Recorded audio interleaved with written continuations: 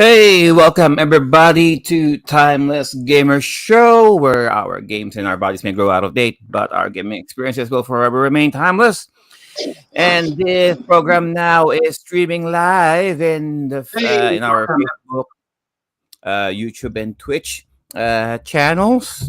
For all of our archive videos, you can still go to the to those channels and pages. YouTube channel, Timeless Gamer Show, and you can also still listen to our audio versions of our previous shows by going to the major audio streaming platforms out there just by searching Timeless Gamers Show. And again, welcome. Previously on the Timeless Gamer Show, we just did our Halloween special for 2023, and it was all about the horror video games jumping into the big screen, small screen, and vice versa. So if you haven't got the chance to see, watch, or hear that particular episode, uh, what are you waiting for? Just go to the YouTube channel of the top of the Timeless Gamer Show and see for yourself on what video games, franchises, movies that we discussed on that episode. So on this particular episode, it's a very special one because it is going to be led by Miss Eileen. She's right there, and a very rare Pokemon. This girl is. uh, so she's currently home. She's currently on house arrest as of the moment. So might as well strike where the iron is hot. Yeah. So introduction. So we got Miss Eileen over there. Miss Eileen, say hi to the guys. Hi everybody, welcome to Timeless Gamer on our MS-DOS episode. Hope you all enjoy our episode for tonight. All right. Thank you for that, Miss Eileen, and of course, returning back, Sir Dan of the Sega Mega Masters. Hello, everybody. I hope you're all doing all right and looking forward to this DOS episode.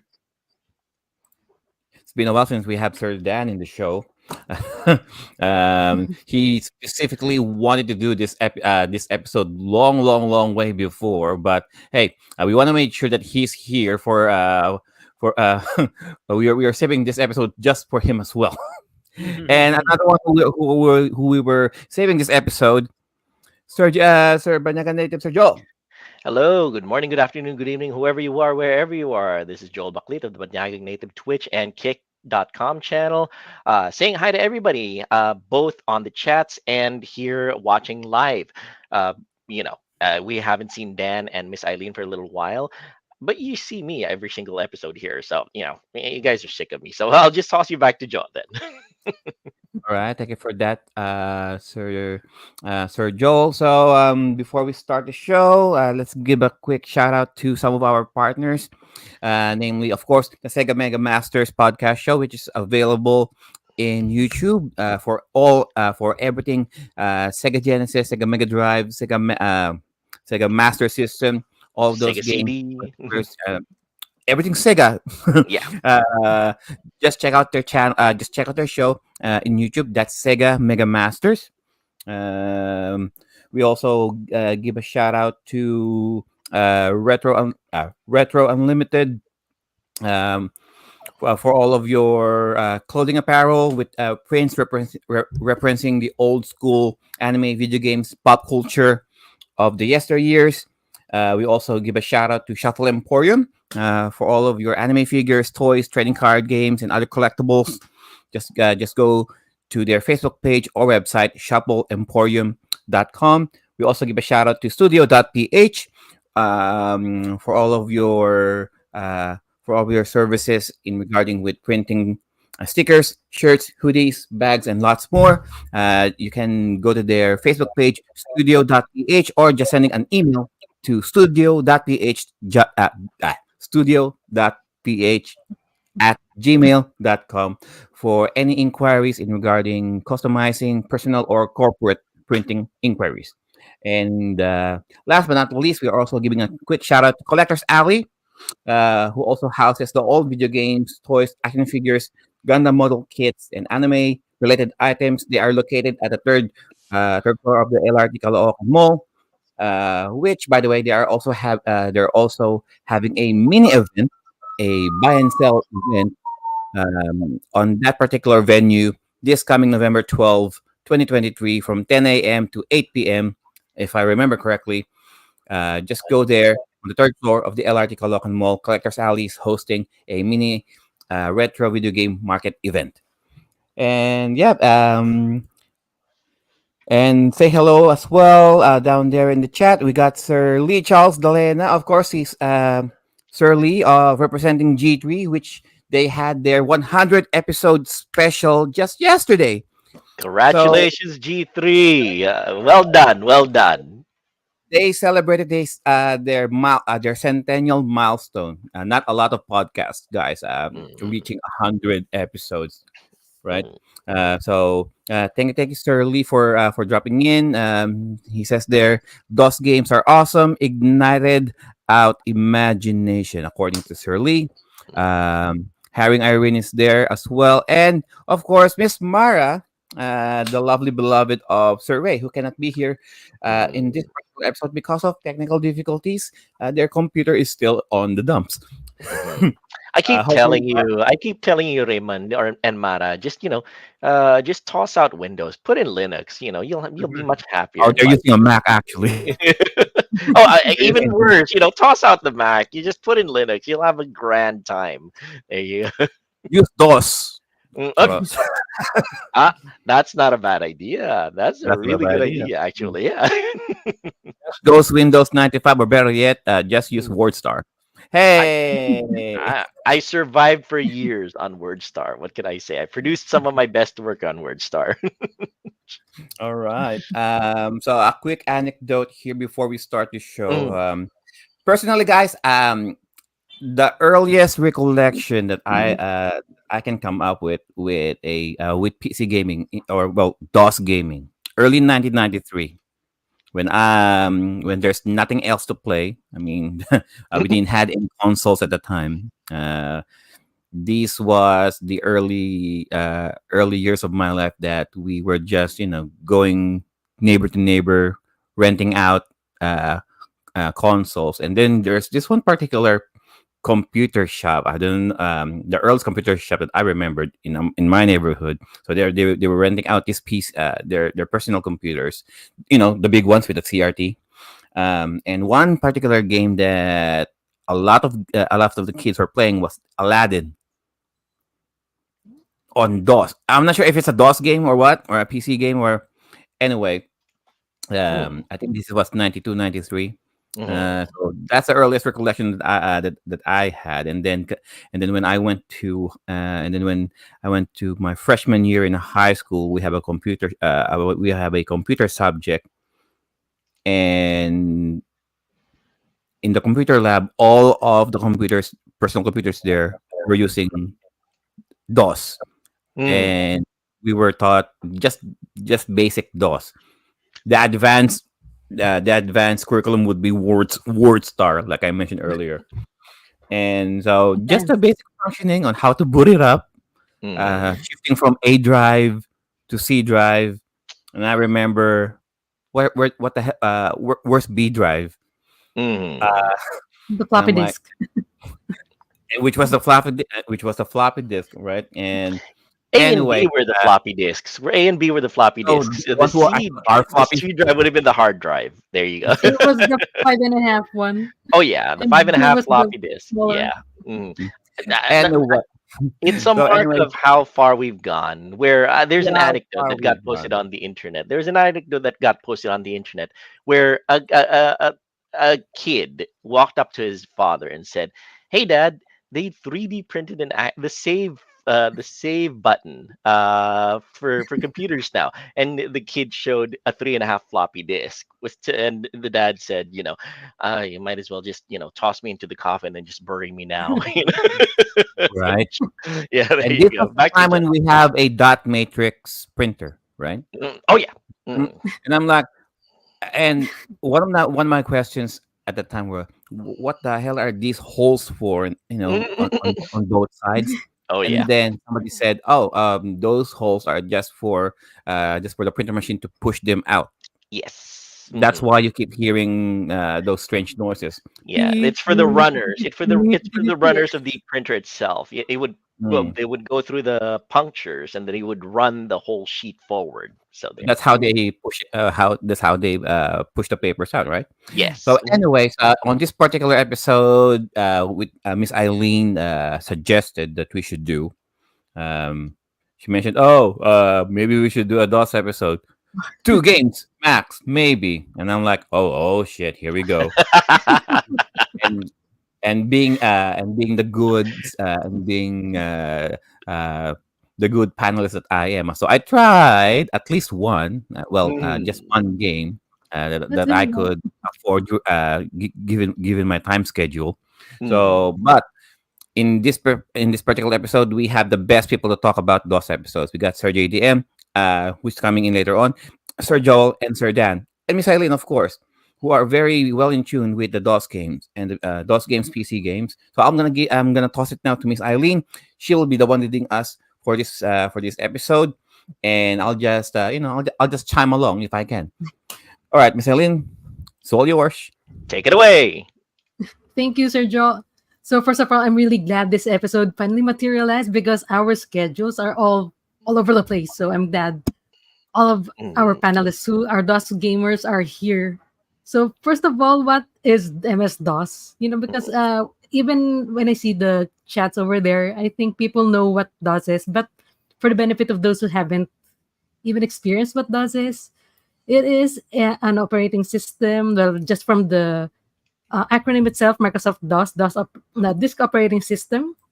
So compared to what we have in modern times, like the on our cell phones, Windows and Macintosh and other operating systems, MS DOS did not have the interface that we have today. So there's no, like on the phones, you cannot do that on DOS. You cannot use your cursor or your mouse.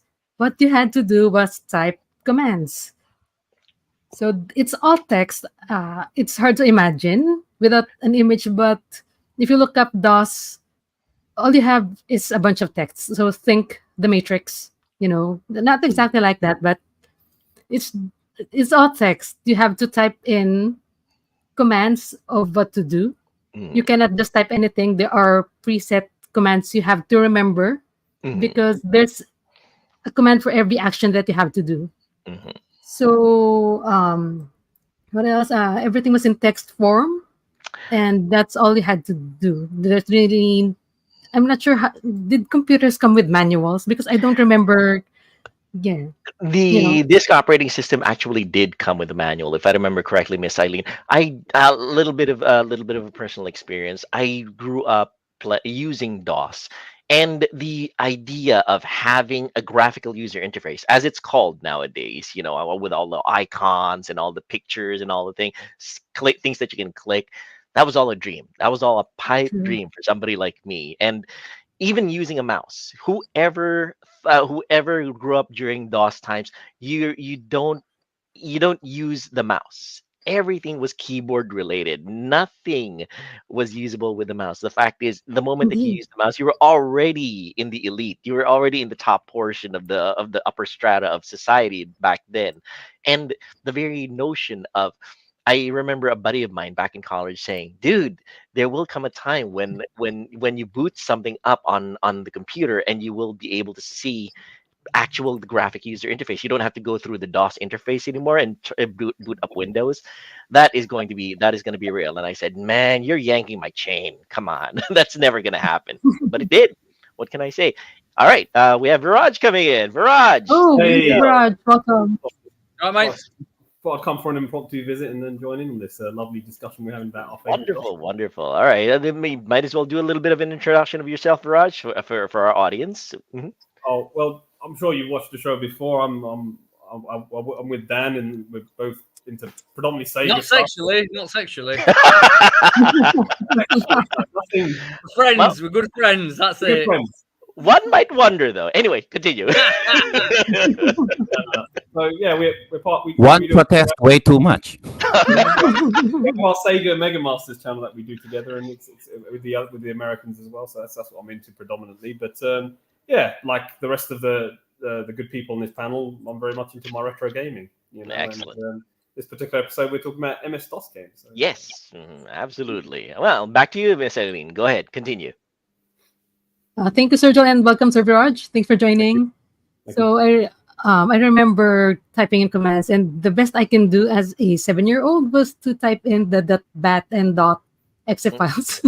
Those were the easiest to do. I could not even copy files or rename files. That's all I did. Look for there are. Oh, where's the exe file? Oh, there it is. That's all I could do. So what is our scope for today? So we've limited our game choices to 80s and 90s DOS games, and we've limited them to maybe the most advanced would be what could pass as a PlayStation 1 port. So mostly what our choice would be are 2D games. Mhm. I'm not sure about our other panelists, but it's old games. So we're really going down a nostalgia dive over here. Oh man, the memory test. Whoever is There it watching is. right now, for those of you who are listening in on the audio portion of the podcast, we are watching the DOS boot up screen. First the memory test, and then just having a look at the system checks and all of that, making sure that all of the drives are readable. I just got tossed back 30 years, man.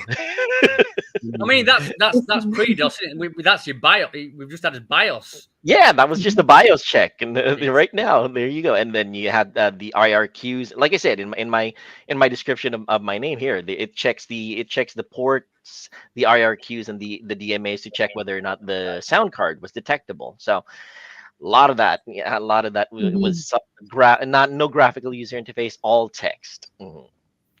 True. Mm. So upon watching that, is everybody's backs still okay, or anybody taking medications at this point? Or all, everybody is Ye- still okay? Yeah, I think I'm good with my ibuprofen right here, so I'm still fine. So You don't next want to know would be how what? much medication Yes. I'm on.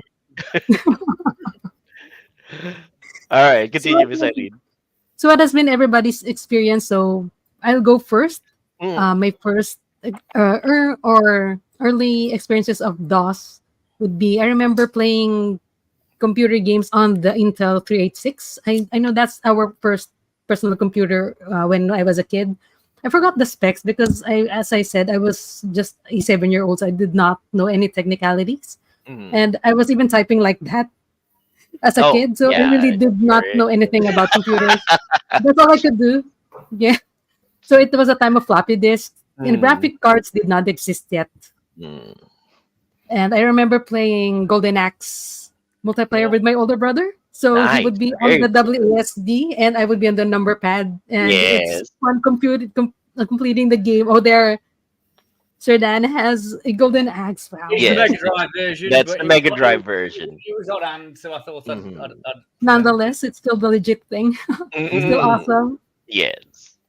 So, and I also remember it's the time when my parents were telling me, do not touch the computer because it has a virus and it's contagious. Oh, Remember those viruses, times? yeah. Oh, viruses. I mean, those were the days when you had to scan your computer before you ran anything. Yeah, you had to make sure that the C-brain virus wasn't there. I forgot the other names of the viruses. Some would even overwrite your master boot record. Like you were so scared of a virus just wiping out your computer that you were extremely careful of True. running an unknown floppy disk. Anyway, continue, Miss Eileen. Indeed. So, as Sir Joe has said his anecdote earlier, how about Sir Dan? What was Mm, your experience of DOS gaming back yeah, then? go ahead, Dad. Would love to hear from Well, you. my my actual first experience of a DOS style operating system was actual Visual Basic on the BBC Micro B back in the early 80s. So I was actually I'd experienced that type of interface well before I was used to anything console wise. So I went from a BBC Micro onto a Sega Master System and Mega Drive and all the console stuff.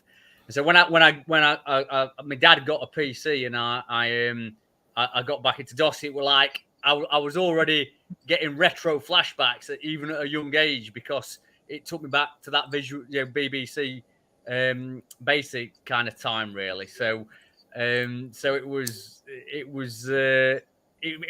then, as a young lad, it was like still a transgression of what I'd already seen, really. And my first memories of it were just how awkward and hard it was to get games to run. To be fair, to start with, I mean, I'd spend a lot of time messing about with batch files and whatnot and what have you to get things to actually work. But when they worked, they were brilliant. So it was worth it. It was worth it, really. Indeed. So how about Sir Joel? What was your early experiences with DOS? Oh my goodness. Let me see. Uh, thinking back to thinking back, you youngsters have it so nice and easy. I mean, I remember doing typewriting classes in college, so the mere fact that I got the chance to touch a DOS computer during my college years was already a privilege. It was just something that you got the chance to give it a try. Actually, not even in college. I think I got to try DOS in high school a little bit, but that was at my buddy's house in the village next over. And the thing about DOS is that your Miss Eileen is absolutely correct. You had to remember so many commands, and you had to make sure that you had to be very careful with the commands that you inputted, because one wrong one, like format C colon, would wipe everything out. One bad command, like copy con this directory to that directory, you basically hosed your floppy disk, and you don't know how you're going to be able to recover that. Utilities like trading like backups and everything were kind of unheard of back then. Everything was done on the fly, and just really, the thing about DOS is that you really had to be careful with everything that you did. That is my experience with it. And it was like the Wild West way back when. You just didn't know what you were doing. You just learned from all your buddies what you should be doing, and you just had to pray that your buddies weren't pranksters who would tell you, "All right, just put your floppy disk upside down so you can have more space." Like it's just don't try not to do anything. It just make you have to be careful of whoever silly buddy you had. So DOS in itself was a lot of fun because of the fact that you learned as you went. You didn't hold your hand. You knew that every single movement that you had a consequence. Every single movement that you made had a consequence. But the games were awesome. The games that you played on it were awesome. One of my very first DOS games was, well, I mean, I hesitate to say it, but parents, put your children out of the room right now. It was Leisure Suit Larry. Come on, let's just be real. It's one of my very first DOS games, Leisure Suit Larry, in the land of the lounge lizards. So that's how one of the very first DOS games that I ever experienced, and well, the rest is history, as they say. You know, Thanks, back Sir to you, Miss Joel. Aileen. How about Sir Viraj? What were your experiences back then with DOS? So, because I'm like younger than some people here, I'm not going to mention any names. So, for me, it was the 90s. You see, the 80s wasn't something that I sort of enjoyed early DOS games with, and DOS is a very interesting format in the sense that it transgresses through time because it is MS DOS, and as computers got better and better, and I know you mentioned that dedicated graphics cards weren't a thing back then, but integrated graphics cards started to become more and more of a thing, and as computer memory started to get greater and bigger, you had better DOS games as time went on, and when we talk about consoles, we talk about it's a third generation system. This is a fifth generation system. Whereas DOS games have transgressed predominantly from that third, fourth, and fifth generation. So one DOS game will look totally graphically different to another one, and a few years later on the line, but it's still part of that same, I don't know, family, that DOS family. So for me, my first DOS game was Jurassic Park, and that was for my first personal computer that my father bought, and that was a Packard Bell Intel. This is the first Intel processor, Intel 1, and it was Windows 3.1 it was running. Okay, and that was the first Windows I had. Nobody talks about Windows 3.1. They just talk about. Well, it's essentially DOS anyway, isn't it? Really. Essentially, yeah. It's a layer on top of Yes. DOS, if you ask me. But yes, that's right. So it had a graphical user interface. You see, whereas computers before that, the GUI was so much more primitive. Whereas this 3.1 was actually quite a nicer looking GUI that made it even for a kid like me to play games on. Or there was obviously this thing called Microsoft Kids, which was its own word processor that came with it. It was a package to get children to use, as the computer generation was a thing. And this is just before the internet became a thing. I mean, the internet was always around, but it became widely for the public in 95. And Windows 95 is when the internet sort of took off. But anyway, this is before that. And, there were a bunch of games that came with the computer. They used to, because computers were so expensive back then, it was like £1,000. A lot of money for a computer, back then. And that's a lot of money, but it did a lot. Now, it came with a software package to make it seem like it was actually worth the money. And one of the games, which was an MS-DOS that came with it, as you can see now playing, I think that's a Super Nintendo one. That's the Super Nintendo version. The MS-DOS one is the one that I first played. Now, I had the Sega Mega Drive version, and what I love about Jurassic Park as a series is every format had a different game. It was different. The Super Nintendo one was more of a different style to the Mega Drive one, which was sort of a side-scrolling game. And the Sega CD one was like a point-and-click adventure. They're all different, very format. The DOS one, however, no. That was something else, because it had many facets to it. And it was hard. It was probably one of the most hardest games I played, but I enjoyed it. There was just some X factor about it that made me want to come back more. And it starts off with you playing as Dr. Alan Grant, as we've all seen the film Jurassic Park. Come on, great film. It's actually one of my favorite Spielberg films. And you sort of start where, obviously, the car's obviously tipped over, because the Tyrannosaurus Rex is obviously ripped through the paddock, and there. And then you obviously, as Dr. Grant, and you got like this electric taser gun, and you have to go and you're looking for the kids, because the kids you're looking for the two kids that he was with, and the music. This is exactly it. This is where it starts off. There you are, and you got a little electric taser gun. That's the Jeep, and the music was so eerie. It stuck with me, and it has that level of dread. But you got to get going. You got to find the kids. You have to explore. You have to go here and you have to go there. And it's an exploratory game. It's the first exploratory game I really experienced. I never had anything like this on Mega Drive. Not to say that nothing like this in Mega Drive existed, but you have this extra memory with little animations, the plants coming up, and it is quite barren. But when you see something, you see something. And like, okay, this is a dead end. Where do I go? And this film involved me having to use my brain. Okay, because there was no maps then. There was no map screen. You literally had to remember exactly where everything was and where it is you have to go. And you sort of have to backtrack on yourself. Like, okay, where do I go? Where do I go here? Do I go in this direction? So you have to play this game in memory. And you would die a lot. You would die a lot in this game because sometimes you just get so many dinosaurs coming at you, whether they're little raptors or they're Dilophosaurs or whatever it is, they're coming at you. You have to be careful. So there's that, and there's the adventure element. As you can see here, he's tapped into something, and it's obviously giving you information about where things are, what to do, and et cetera, et cetera. So it was the fact that this was a very big game, which I thought this is vast. This game, okay, let's just continue playing it. Sadly, I never completed it. I should really give it another go and complete it as an adult. But as a kid, I kept going there, and I got to the point where I found the kids. But then I just died because obviously that's just literally the start of the adventure. But even that was hard. But I enjoyed this game immensely. Jurassic Park was the first DOS game that I played, and as time went on, I played many others that were different in the sense that even though I'm predominantly a console gamer at heart, I always will be, to be honest. These games had a lot more memory on it than their console counterpart. These games were much more depth. They had a lot more depth to it and a lot more programming, and there's a lot more game in there. There's a lot more facets to the game, which I found really interesting. It wasn't just like one. It was like a number of genres in one, shall we say. You had the action top-down shooting aspect of it, but you also had the exploratory element. Whereas with a Mega Drive game, typically it was just one genre and you just get through it. This was something very different, and that's what I found very interesting about MS-DOS games or PC games in general. And I think the early days really did show what they were doing, So that's the game. That was my first game that I played, Jurassic Park, 1992, MS-DOS game. Worth checking out. Worth checking out. All right. Thanks for We got that, a Sir few, Viraj. comments here Was it down here in the chat.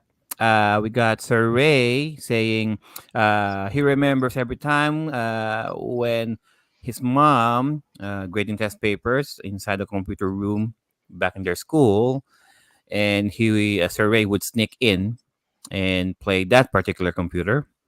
Sir Lee says, it's so weird how technology changed over the last 20 years now that we have Mhm. almost realistic graphics and kids are complaining. Yeah, these young true? whippersnappers really don't know how lucky they There's are. a, yeah, Really, there's the kid. honestly. There's the kid. Mm. Mhm. But yeah, they don't understand because I always say to my nephews or my cousins who have kids, I say you shouldn't give them a tablet. You shouldn't give them 3D graphics. You should let them appreciate this art style because once they've been spoiled with 3D realistic graphics, something like this will seem like nothing, like it's primitive. Or why would you? They don't see the gameplay. They can't see beyond the. They look at the graphics and they think no, they think this is ugly. But they No, it's can't see beyond. They can't see the beauty of the gameplay mechanic because they look at the yeah. graphics and the It's budget. very And true. Dan and I were discussing this a little bit earlier off screen. The fact that way back when resources were limited, there was an upper level to the memory. There was a certain number of colors to the palette. There was only a certain way that you can do the interface. And the fact is, programmers and designers really were tied to those limitations back then. hmm, So they had to plumb the depths of creativity and produce as best content as they could possibly do while were working within that set of limitations, and that creativity really shone through with all of these old amazing DOS games and PC games. Really, I mean, it's you might think that these are primitive, but if you delve into it, it's quite an amazing feat. Every single time that I look at a DOS game, I always marvel at the dedication that a lot of programmers really put into them, and it's quite refreshing, honestly, after going through I don't know, maybe something as big as Skyrim, maybe a brand new game of Skyrim, and then you yes. jump back into an old game of Daggerfall. You make the comparison between the two, and Skyrim is huge. But when you have a look at Hmm, an old game like Daggerfall, like you've got it's about 5 times as large as Skyrim, if I remember correctly. I could be wrong on this one, but you have to tip your hat to all of these amazing people from way back when who knew their limitations but surpassed them anyway. That's hmm, my personal opinion on it. hmm. All right. We also have Uh, quick, Chung Chan Wei here who says yeah. back then games had us choose video modes like CGA, EGA, or VGA. Yeah. Yes, you were so privileged if you had an EGA or a VGA screen back then. A CGA screen was basically the default, black and green or black and white for people like Yes. me, I guess I and was privileged. yeah, it's just really, I like television. That was the I same liken it with me to though. yeah. It's the kind of technology, and it is Mm, amazing that as time has gone on, and I remember my father telling me he sold mm, a PC for, mm. and he worked in the industry before me for over £1,000 for 10 megabytes of memory. Oh That's yeah. all. And Oh yeah, people, yeah. that was a lot of memory back then, but Yeah. it's Mm, what they did with that memory. It's what they did with those limitations. And this is mm, the key, which is you don't need copious amounts of memories. In fact, we're spoiled in terms of the memory we have to make a yeah. great game. And I think Mm, because they had those limitations, they think, well, what's the best we can do with what we have? I think Yeah. there's something missing in today's element where they didn't have restrictions of memory. I think there's mm, some really wonderful content that came out there. Not to say that the MS DOS, say Jurassic Park, for example, was restricted. mm. Yes, you can have back then you had like floppy disk or floppy disk or floppy disk. You can always just as long as you want and take one out and put another one in. And Yes, yes. and things like that were Mm, developed to be longer and they had different stages to it, and the game would mm, continue to play. So they weren't restricted, but they're restricted in terms of the graphical limitations. And I think there's something really wonderful about that. And I also think it's wonderful that games. You talk about these games being so big now. mm, When the question I was talking to Dan about this just a few days ago about a certain beat 'em up game about how long it was. You know how it's too long. Sometimes you just want to have a game that has a playthrough time of an hour or two.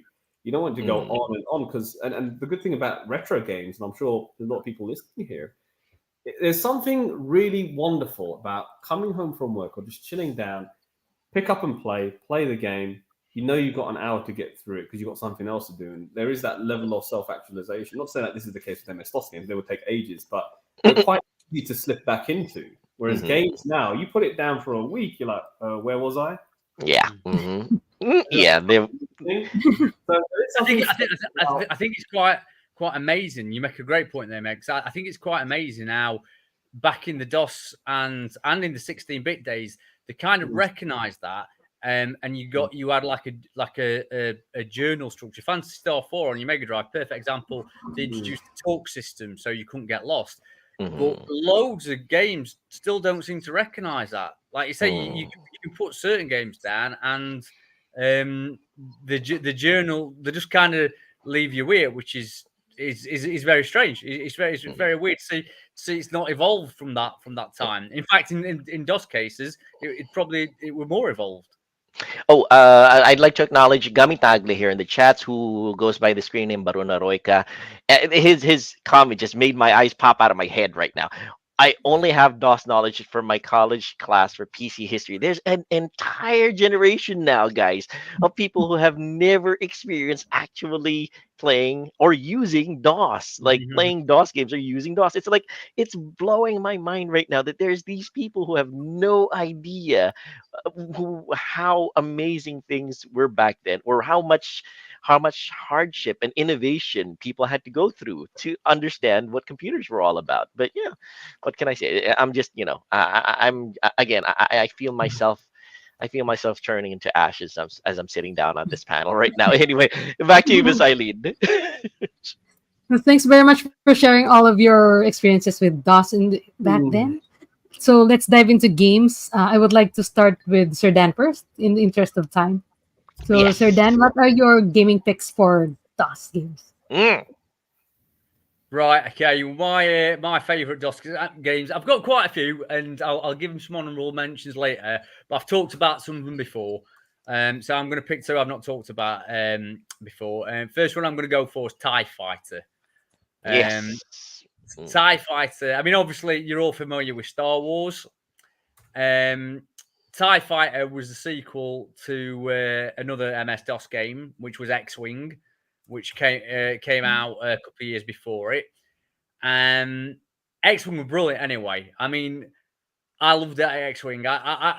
What I found so interesting about X-Wing was it came out very shortly, within a few weeks, maybe a month after Star Fox. And you've got all these people hyping up Star Fox. And I bought Star Fox. I thought it was great, but I thought it was great for like 2 days. And then I kind of realized actually it's just a kind of tech demo and weren't that much to it. I played X-Wing and it blew me away. And it blew Star Fox out of the water. I was like, wow, this is different level. This is different level gaming. And then TIE Fighter came along not too long after it, and TIE Fighter just like really polished it all off. This came out in 1994, TIE Fighter. And it's a LucasArts game. LucasArts were gold at that time. You know, LucasArts just produced quality after quality. Oh yeah, absolutely.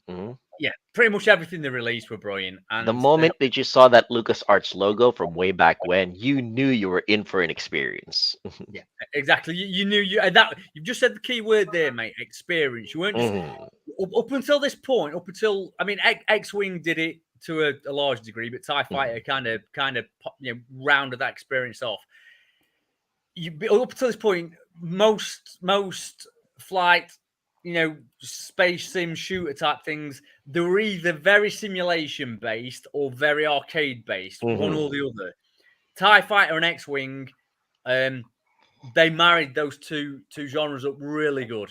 And and I love that in TIE Fighter that you get a lot of action in here, but the mission structure is very much a realistic, immersive mission structure. You know what I mean? You have to inspect vehicles. You have to, you can't just go in blasting and knocking everything out of the water. You have to stop and think and plan and it has got later sequels.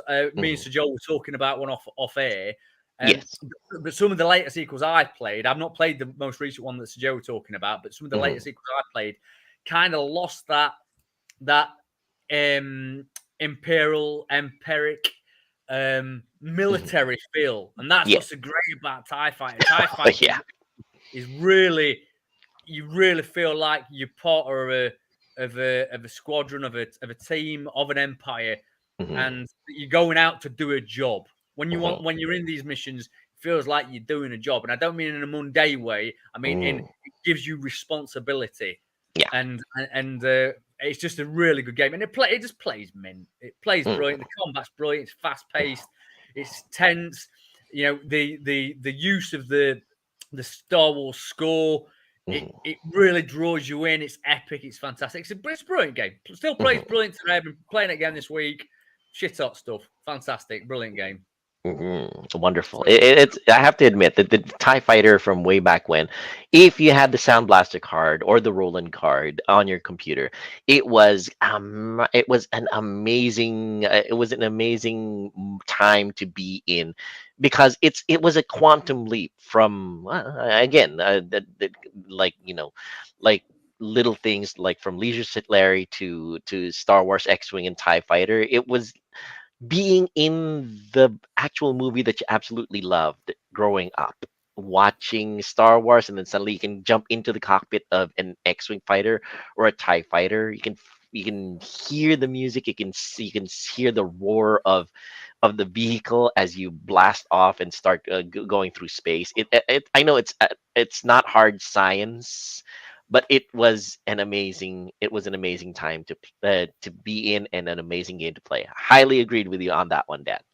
Thanks, mate. Yeah, no, it's and you said it spot on there. It was the leap from pretty much every Star Wars game up until that point that I can Mm, remember playing yes. was arcade based. You know, Super Star Wars on Super Nintendo, Mm, Star Wars on the Master System. These games were, there were platformers. There were even if something was like your arcade Star Wars, where mhm, it was a similar thing to this, where you were doing trench runs and that, but yeah. it was very arcade based. The sim aspect that they put into this and the story aspect Mhm, really made it it brought it on leaps and bounds, really. I mean, as you're looking at this here, I mean, it's a PC based game, but look how much faster and smoother this moves when you compare it to something like Star Fox. You know what I mean? And there's not much happening in this level. This is a training level where you're literally just flying through through the gates there. But you mhm. compare that again to Star Fox that were so sluggish Oh and yeah.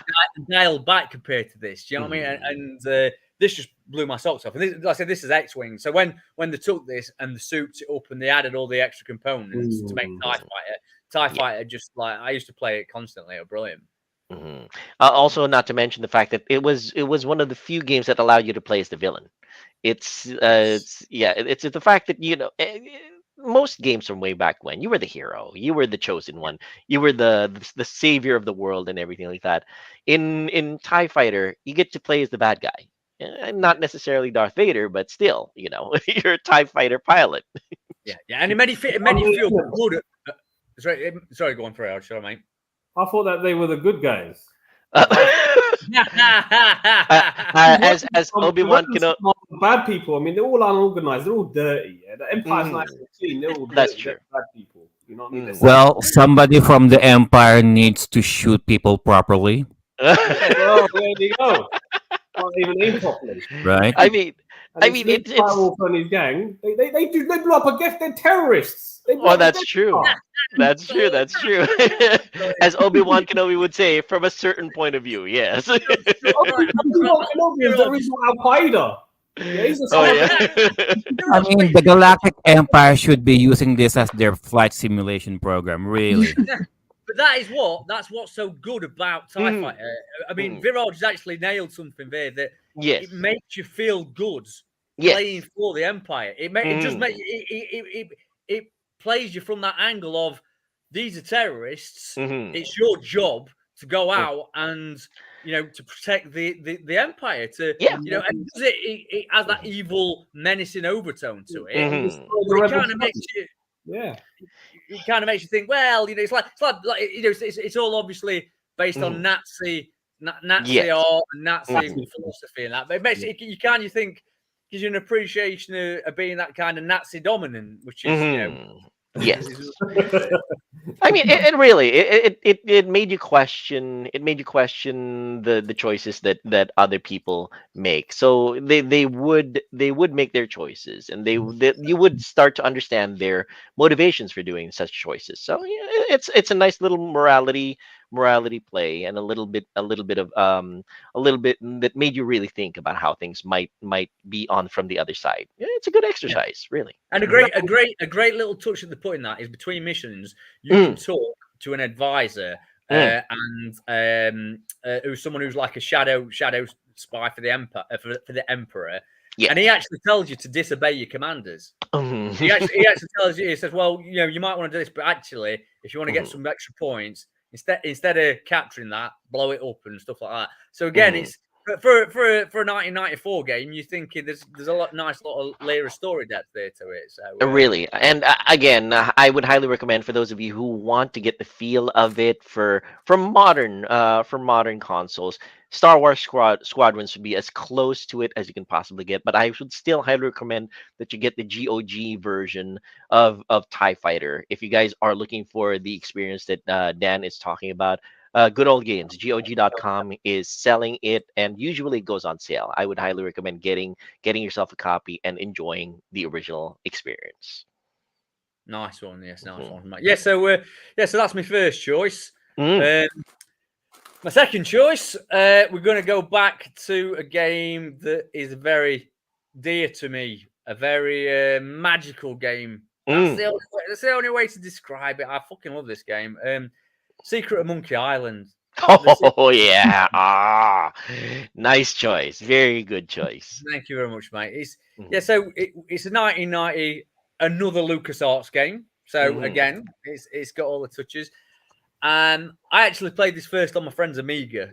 Oh, the Amiga. Okay, good choice. Yeah, Okay. well, yeah, it's one of these that I used to borrow. We used to trade I used to trade in my Master System Mhm. for his Amiga for like a few weeks at a time, and it was basically the first game I got for the PC. When my dad got a PC, I was Mhm. like, right, Dad, I want Monkey Island. That's the game I'm after. That's what I need for it. Um, and Monkey Island is just an incredibly amazing, beautiful game. It's one of the most what's the word? Just magic. It is just magical. It's got everything Mhm. you need. It's a point and click adventure game that is it's basically like an Indiana Jones, typical Lucasfilm Indiana Jones, but with pirates Mhm. um, setup. But it's based it's puzzles, and its entire game, the entire philosophy of it is based around great humor, and it's Mhm. just really funny. It's really funny. It's really atmospheric.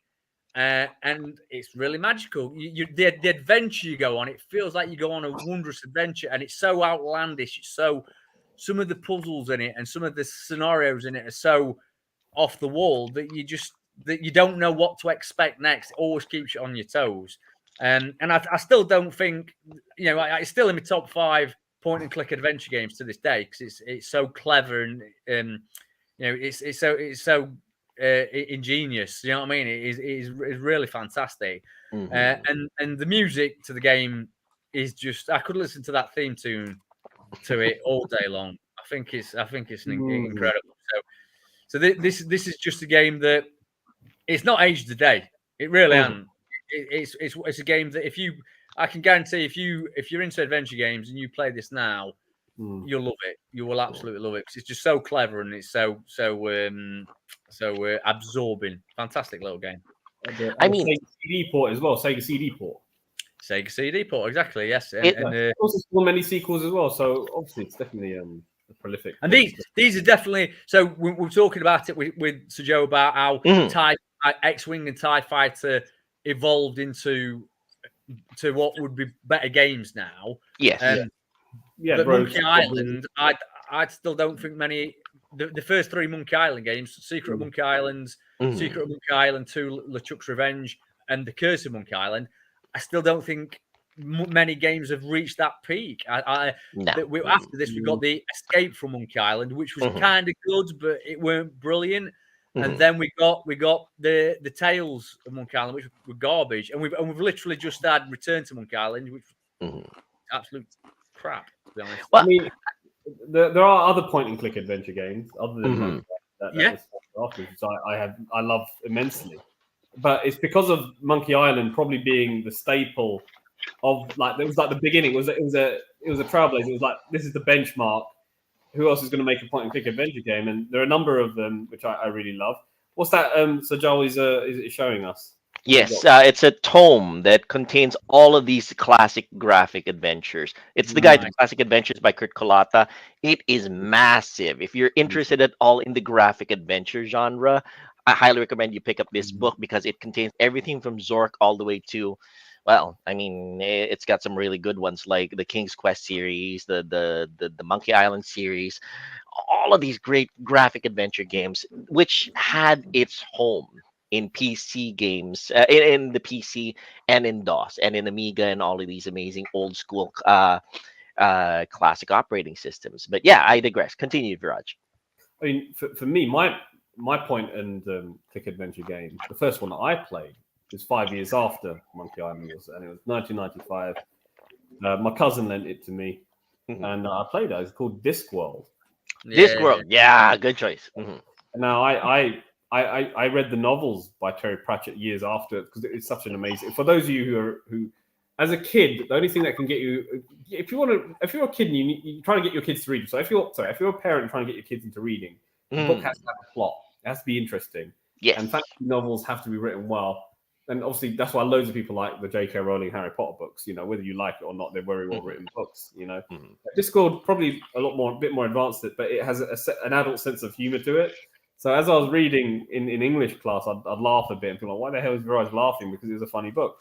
But going back to the game, which I'm familiar with the characters, the art style, you know, what the plot, plot and how it plays out, and how you play the role of this wizard called Rincewind, and you have to sort of you basically have to go around the streets of Rank or Morfork and the world around it, and interact with characters and solve tasks. It was basically a puzzle game, just like any point-and-click adventure game would be. But it would be like the little animations, the little voice acting, stuff like that, which I really liked. And obviously, this game, I don't know if Monkey Island actually had voice acting, but you had voices in as the technology got better, and you had much more of an immersive experience. It was like you're sort of reading a novel and playing around with it. So Discord I really liked, even though it was quite challenging. I found Discord 2, its sequel, to be much easier than the first one. But the first Discord game was definitely the point-and-click adventure game that I really got into. And then following that, there's this other game that I played called Toonstruck in 1996. Toonstruck, yeah. And that had some star power to it because it's got Christopher Lloyd, Doc Brown from Back to the Future.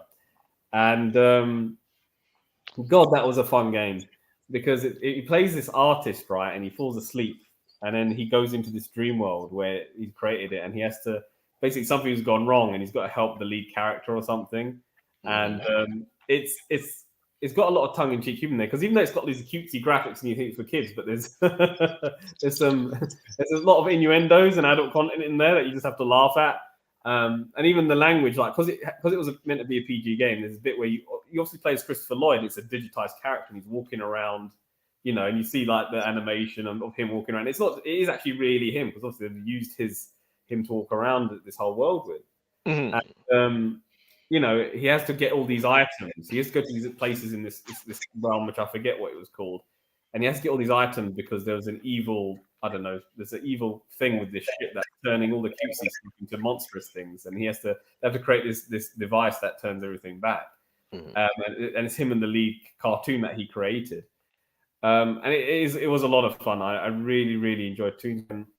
In 2011, I got to meet Christopher Lee at the Comic Con here in London that we had, and everybody's talking to him about his roles in Back to the Future and the Klingon he played in Star Trek and all these other things. And I came up to him and goes, look, I know everyone said the same thing, but there was this game that you worked on called Toonstruck. And he was like, oh, and he was like really flattered because nobody ever talked to him about it. Or I was probably the only fan that ever mentioned it, and it was a bit worth it.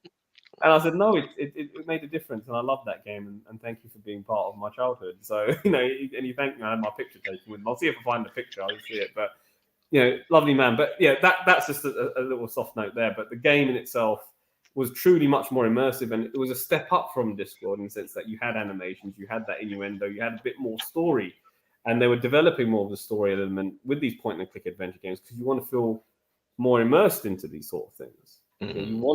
You really want to be involved in this. I think another point-and-click adventure, I don't know if it was a DOS game, but it was Shadow of the Templars. What was it called? Broken Sword. That was another one. Oh, Broken Sword. Yeah. Really good choice. Nice choice. I love Broken Sword as well. Okay. Yes. I played it on the Game Boy Advance. It had a port. What can I say? But back then, it was a big deal, and everyone was talking about it. I didn't have it, sadly, but it was a great game.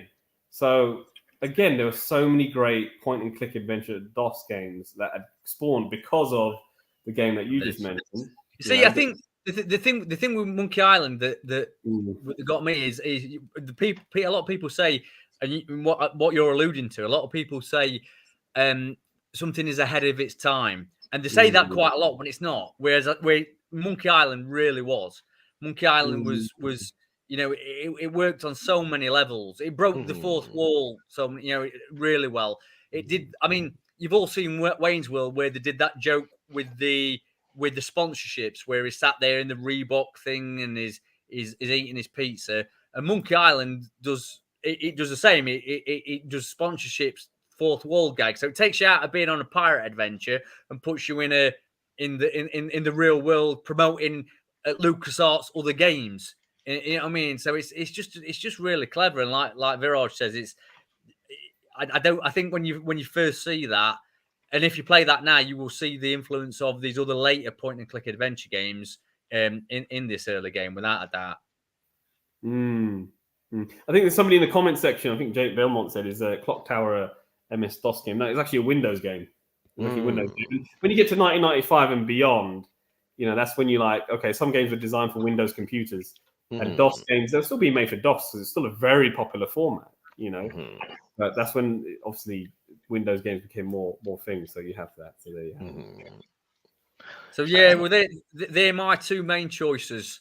A couple of honourable mentions I'd like to throw in there. Absolutely, go for it. Already talked about it before. XCOM, UFO Defense. Yes. Honestly, just play it. Just play it. Honestly, it's a top 5 game ever for me. I've played a lot of games. So play it. If you're not into strategy games, you might not like it, but you have to play that game. You have to play it. It's better than the modern reboots. The modern reboots are great, but play XCOM. You've got also Duke Nukem 3D, which is badass. Yes. It's a beautiful, wonderful, badass game. It's been covered a lot, so I didn't choose that one. Yeah. Had a Mega Drive port too. Had a Mega Drive port. Only in Brazil. Yeah. Oh yeah. Another great game. And I'm bloody gutted because I went round to my dad's house and I've got a lot of my old games stored there at the minute. And I've still got the original floppy disks of TIE Fighter. Wow. And I was gutted I could not find them. I looked everywhere for them last night and I was like, oh, I couldn't believe it. But I did find my original copy of Baldur's Gate, which I thought nice, very good. Awesome. I didn't think I'd got this anymore. This is the. So when you're talking about how many discs you used to have for it, it were all them. That's fantastic. Oh my goodness, yeah. Well, that were a nice surprise. I thought I'd thrown that one away. I've got I knew I'd got the anthology version. Yes. I'd got the anthology version, but I remember I'd got that. So this is Baldur's Gate. I've probably, between the GOG, Steam, these two, and I've got an anthology version as well. I've probably bought it about 6 times in total. Yeah. I bought a friend a copy as well. Yeah. So they're my choices anyway, Miss Eileen. Baldur's Gate. They even have a Switch version of it, if I remember correctly. Now they came Yeah. out with it on the Nintendo A Switch. question to Sir Viraj. If Mm, Sir Dan is going to sell that Baldur's Gate, how do you think that would run for? that's a If good you, question. Yeah, How because the many thing kids about would it that is book? the Baldur's Gate Infinity Engine original disc. It kicked off an entire genre. It reignited the genre of role playing games that are almost tabletop quality. We're talking like it actually did dice rolls in the background, and you knew that the moves that you had to do were based on the dice rolls that were being done behind. Well, in a way, it's like a dungeon master screen. It was behind the dungeon master screen, and you knew that your pickpocket attempt was all going to come down to whether or not your dice roll was going to be good or not. And you're just gonna have to rely on it. it's a tough one to put a price on because Mm, that's an original. So on one hand, the argument is you mhm. can you can play this game for free because MS DOS games are so easy accessible right now. Yes. Yeah. But this is like for a collector out there who Mhm. want the original Baldur's Gate. Oh yeah. God, I mean, Baldur's Gate. I mean, I saw Baldur's Gate 2. So Mm. Baldur's Gate 2, I saw someone selling that for like £20 at the last gaming market, and that was 20 for pounds, not PC. bad. Yeah. Yeah, so in the condition Dan has it, is you probably get maybe 20, 30 for it, maybe. Yeah. And then Well. at the same time, some people you could probably. It depends on who's bidding or who's going to go for it. Mhm. I mean, Mhm. it depends on if you got the special edition, have you got this edition? So Yeah. Mhm. I would say I, it could I, be. It's such an ambiguity. It could be anything from £10 to £30. Mhm. Yeah. I think, like I say, I think you're right. I think it'd be in about 30, 40 quid region because I've got Mhm. all the boxes and the maps and all that with it as well. I picked that up and I thought when I see it, I didn't expect to see it. I thought, all right, Mm. that were nice. It was just a nice personal surprise. I didn't think I got it anymore. You're one of them Mhm. moments. All right, and I wouldn't sell it. That I'm not a collector or I'm not in it for profit. I just like, I bought these games and I like to keep them, and they will always say that could go up to £5,000, and I still won't sell it because it's just my thing. You know what I mean? So, Yeah, so right. Yeah, right. Come on, man.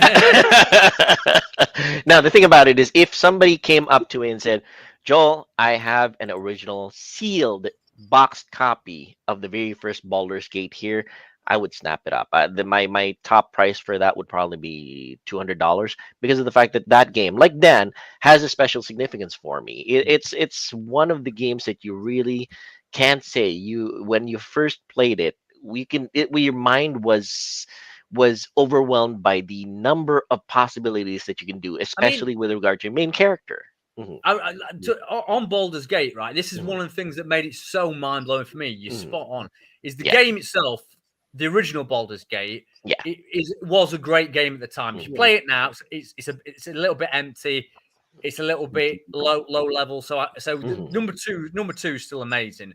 The Mhm. first one I replayed about 6 months ago, and one of them that I still enjoyed it to a certain degree, but it didn't blow me away like it used to. But what Mhm. what particularly blew me away about it at the time was the fact that number one, you could import your own portrait, so you could Yes. literally take a picture of yourselves and your friends and put that Mhm. on there, which at that Yeah. was mind blowing. But you could Yes. also record your own voices. And Yeah. I remember getting my mum. Okay, I mean, Mhm. my mum, bless her, she passed away. She only passed away a few years after.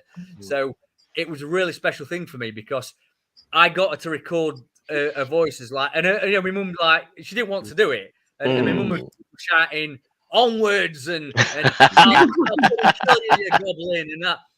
And so after she passed away, I Mm. used to play this game, and I'd get my mum talking to me and playing Mhm. games with me like from beyond the grave, and it were quite that were beyond gaming.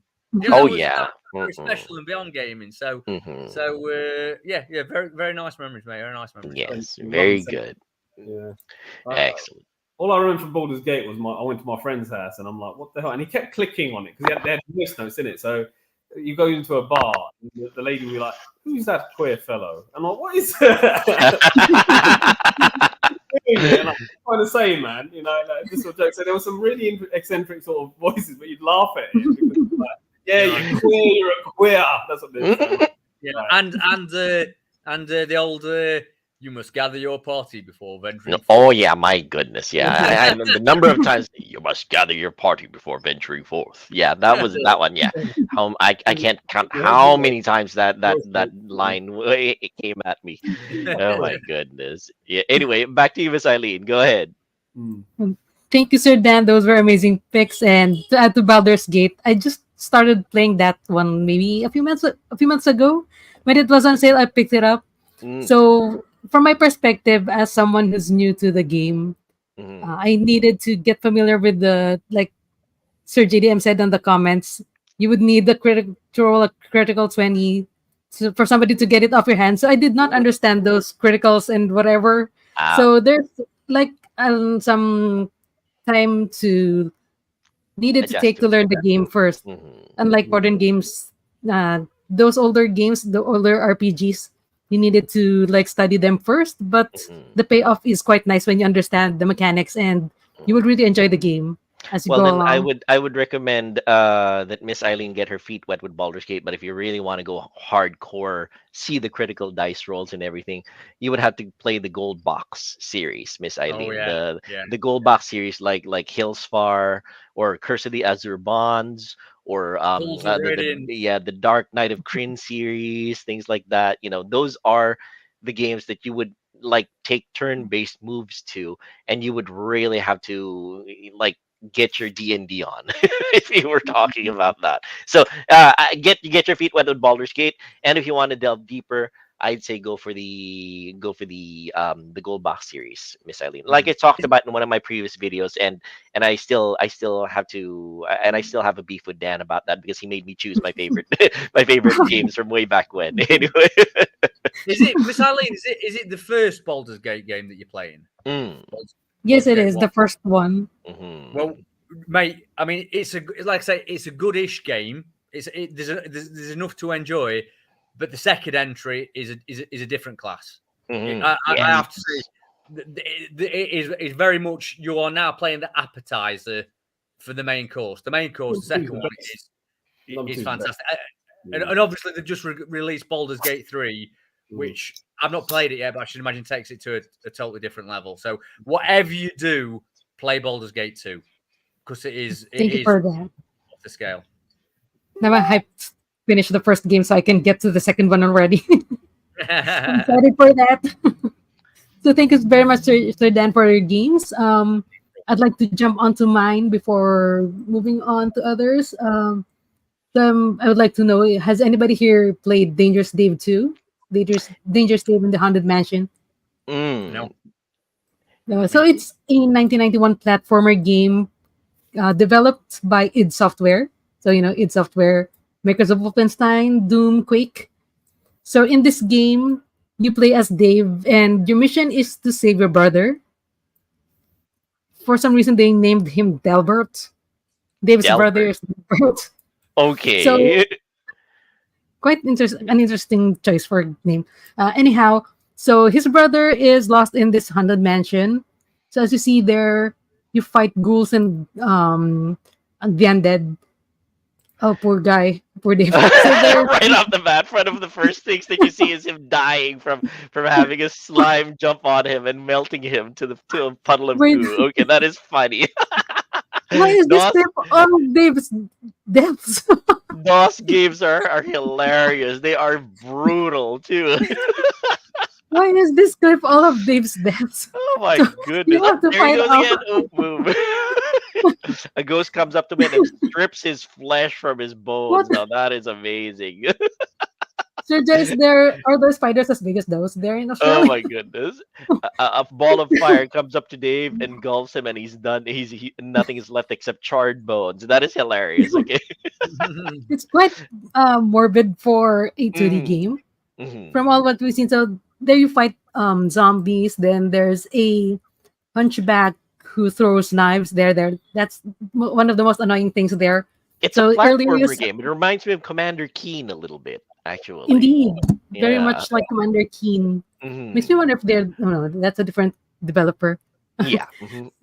Yeah, so there's the zombie. There's so earlier the huge Frankenstein, Hmm. and there was the big boss there. I haven't gone to that stage yet because one thing about this game is it's quite difficult. And It looks I like it remember is. Yeah. it is. So if you see there, you have 8 shots or 8 shells for your shotgun, Hmm. and it's unlimited ammo, but you have to like stand idle first to reload. It's automatic reload, I see. and Okay. it's quite the oh, why is wow, there's a secret passage there. I did not know that. Hmm. I just added it there. So in this game, what else? You have to progress in each level and find an exit so you can move on to the next level. What I like Man, this about this looks like game is fun. I'm gonna have to play so much. this.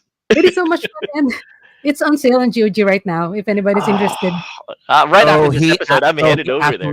he actually stops to reload. Yes, he stops to yes, reload, and I presume that you're vulnerable during those moments that that you're reloading your shotgun. true. So you have to Mhm. really time your shots and your reloads. Ah, there's the Frankenstein. This game, it's not really like horror, but it's more like how It's could I horror say themed. It's horror horror themed. themed. Yes, Yes, but there it's you hard go. something because when you encounter the enemies, it's like near miss, and it's a huge relief when you get to kill them. And it's like, oh, I thought I was gonna die, something Okay. like that. So it's It- difficult. The gameplay is quite easy. You just jump, shoot, and kill. The controls are simple. Control Alt, space, and arrow keys. So it's a okay. feature of all games. It's Oh, the control is simple. I have to readjust my thinking. I mean, I've so gotten so used to joystick controls, console controls nowadays, especially with platformers. I'm gonna have to readjust my brain again to doing the keyboard controls, Miss Eileen. But it looks like a ton of fun. You're shooting zombies, you're shooting Quasimodos, you're shooting werewolves, you're shooting ghosts, you're shooting Yeah, everything, and it looks like a lot of fun. it's tons of fun, and what do you call this? You have to really be skillful in this because sometimes you have to time and be accurate with your jumps, Hmm. and you also what do you call this? Have to evade your enemies Hmm. very skillfully. Like, see there, they punch, they chase you, and there are like the ghosts. You cannot Hmm. shoot them at first sight. You have to like wait until they freeze or something. So there are Oh, there's like you have to mechanics to learn the killing them. movements. Okay. Yes. You have Hmm. to learn the movements of your enemy so you can evade them. And the werewolf is quite tricky because they're fast, but they actually jump on over you. Hmm. Oh. And like Sir Joel said earlier, it seems like fun. What also makes it fun is there's no sound in the clip here, but if there are sounds when you play, Hmm. there's the classic DOS sound. I cannot describe it really without the sound, but The bleeping and the blooping, then. yes, Okay. the The bleeping, the bleeps and bloops. blooping. Okay. It's like every shot you make is very cathartic because Hmm. like that. I There's the see. sound effects. Okay. Yes, it's very cathartic when you play it with the sounds on. So I, what I do That's the not thing, though, by Miss the Eileen. yes, That's one thing that's actually been we've been neglecting to mention. The fact is, sound yes, in computer games has been a relatively recent development. I mean, yeah, sure, we had the Sound Blaster back then. We had the Roland sound card. We had the Yamaha sound card. We had the AdLib sound card. But all of these sound cards that produce realistic sounds, they're relatively recent compared to DOS games. DOS games, we had to endure a lot of old school beeps, yes. boops, bleeps, and prolonged screeching sounds that we had to just use our imaginations to use to enjoy the sounds in our brains or in our to really enjoy it. Some of us who were unlucky enough to have no sound. There you go. There. We're there you See? go. We're talking about those kinds of sounds. Some of us who did not have the good fortune to have actual sound cards and video cards back then had to endure sounds like this. These were the sounds of DOS games. This was the sound of your DOS game while you're playing it, but you enjoyed it anyway. So yeah, getting going back to you, Miss Eileen. There you go. Oh, by the way, I Phil. want to point out. I remember Sir Jolie said earlier about Roland, the music, the sounds. I Mhm. remember not understanding setting up the audio back then, and I always choose Sound Blaster Pro. I Oh, do not know what to. An extremely relevant question here from Raymond Orendes, one of our co-panelists who Oh, sadly could not make it today. Question for Miss Eileen: why do you love DOS games? What is that it thing for it? What is the thing that draws you to DOS games? What is the thing that makes DOS games so unique and appealing for you? I mean, considering your relatively young age compared to me, what is it that draws you to DOS games? well, thank you for that question, Sir Raymond. I would say that what draws me to DOS games is maybe the art form. It's something I grew up with. Hmm. Yeah, as many of you know, or some of you know, I love drawing. So maybe the 2D, a colorful Ah, environment appeals to me. I think the so. artistry of it, the artistry Yeah, of it. And I see. Yeah, that makes sense. Yes, that's true. It shows the effort of the artist. Show like the 2D artwork, the computer graphics, the pixels and everything. It's not yes, 3D rendered polygons or anything that like that. It's the artwork that appeals to you. That's very yeah. respectable. Good choice. Good choice on that one. Okay. I have So to that was say, mm. I guess, All right. So that was your first game. What's your second game, Miss Eileen? yeah. My second game would be. I'm just laughing at Sir Raymond's pang Miss Universe ang sagot. I like Okay. it's like So for Miss yeah, Universe answer. it's a Miss Universe beauty pageant kind of answer. Okay. Mm. Thank you for the All question. right. Okay, for the World peace. A quick shout out to Sir Dave Scott and Sir Yes. Jomar, who just Mm, landed to Chicago after his mm, trip to the Philippines a while back, mhm. and also to Jake Belmont and Sir Eugene Carlo Andasan. Yes, Eugene Carlo and Dasa. It's great to see you, Eugene. I'm very, very happy that you're here. Welcome to the podcast. And Joe Amar says, if you see the games I used to play on DOS, you will not like the art. Okay, well, what we'll have to games have a does look at those then, Joe Art is Amar. very Yeah, no. subjective. It's very I mean, subjective. I Art. played the DOS. I played the DOS game recently, and I like the art. Oh, but then again, the DOS game that you played was anyway. Well, that's a discussion for We'll talk about Timeless Gamer Show what we after like. after What hours. we like. We'll Yeah. do the after hours I mean, podcast. Okay. you guys know what I mean. Yes, we'll do the after midnight podcast. Okay. Anyway, Yeah. continue, Miss Eileen. What's your second game of choice? So my second game of choice would be Doctor Riptide. I actually had Oh yeah. difficulty choosing my second game. It's Mm, actually supposed to be Flashback. If anybody will flashback. know what Ah, Flashback really is, good choice. but that Yes. was ported into other systems. So I Hmm. chose Doctor Riptide instead because it's solely on the DOS system. Okay. So Doctor Riptide was released in 1994 by Mindstorm Software, and it's a side-scrolling shooter. You play as Nick, secret naval agent, so Hmm. kind of like NCIS, I think, whose Okay. mission is to find and stop Doctor Riptide from his evil plans of turning marine life into canned tuna for some reason. So I you mean, are mm, yes. somebody's gotta feed the people, right? Unfortunately, Doctor Riptide wants to turn everything into canned fish. Okay. Yeah. Hmm. So if you see there, it's such a fun game because you play as Nick in the submarine, but you have there Jason. That's a Hmm. smaller submarine where you get into smaller spaces, tighter spaces, where you like that Hmm. turn on switches so Nick, the bigger submarine, could get into the other parts of the stage. So what I like about this game is again the art style. It's something I Hmm. grew up with. The funny thing here is that I did not play this at home. I just got to play this maybe occasionally when we went to the province to my uncle's place. Hmm. So I played this on my uncle's computer, and just from those small or maybe short moments, this game drew me already. So this Hmm. had a big impact already in that short time that I was able to play it. Nice. So as an adult, I'd like to go back into this game and actually finish it because it's so cute. It's very colorful. Looking at the Yes. video right now, for all of those who are in the audio portion of the podcast, compared to earlier to Miss Eileen's choice earlier of Dangerous Dave, which had a relatively limited color palette. It looked like it, a lot of grays, a lot of browns. This one is very colorful. It's got vibrant hues, vibrant yellows, vibrant blues and reds. It really pops out and Yeah. it's very visually appealing. I would say it would really make a kid want to try playing this game, and Indeed. So I gameplay can seems see pretty here, good. there's some couple of gauges here, air and shield, and Yes. there's a small pod right beside you. Hmm. I'm guessing your option. So Yes, I'm your not sure option. about You're that. talking Gradius style then. That's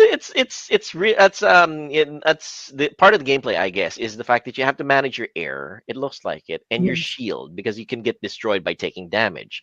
So as a Yes. submarine, I presume that you're gonna have to go up for air every now and then and refill that, or else whoever it is who's piloting that submarine is going to kick the bucket. Then. Yes. You have to go to the surface to get air, and there Hmm. are shields everywhere in the stage. And like Contra, they're actually there. There are power Hmm. ups like Contra. Oh, So it power has, up. Cool. yes, there are shields and power ups. Not ammunition, but maybe different styles of firing. Hmm. So in this stage, there's no surface yet, but you go into the next stage. I hope there is a surface where he could get more air. Hmm. So what I like about Man. this game is there's the option to switch to the smaller submarine. I'm not Hmm. sure if it's an innovative thing back then. It is actually. I It don't is. recall many games having that kind of mechanic where you have a smaller companion that you can control as you move to different stages for you to be able to I guess the closest one is the Lost Vikings, I guess, when you stop and remember the Lost Vikings. It's an old I think Blizzard game. I could be wrong on that one, but yeah, the Lost Vikings, which is also a Is DOS really game if good. I remember correctly. You know Yeah. what? It is so brave for Miss Mm. Eileen to be talking about this kind of game. Mm. Maybe it's just too soon to talk about the Titanic submersible.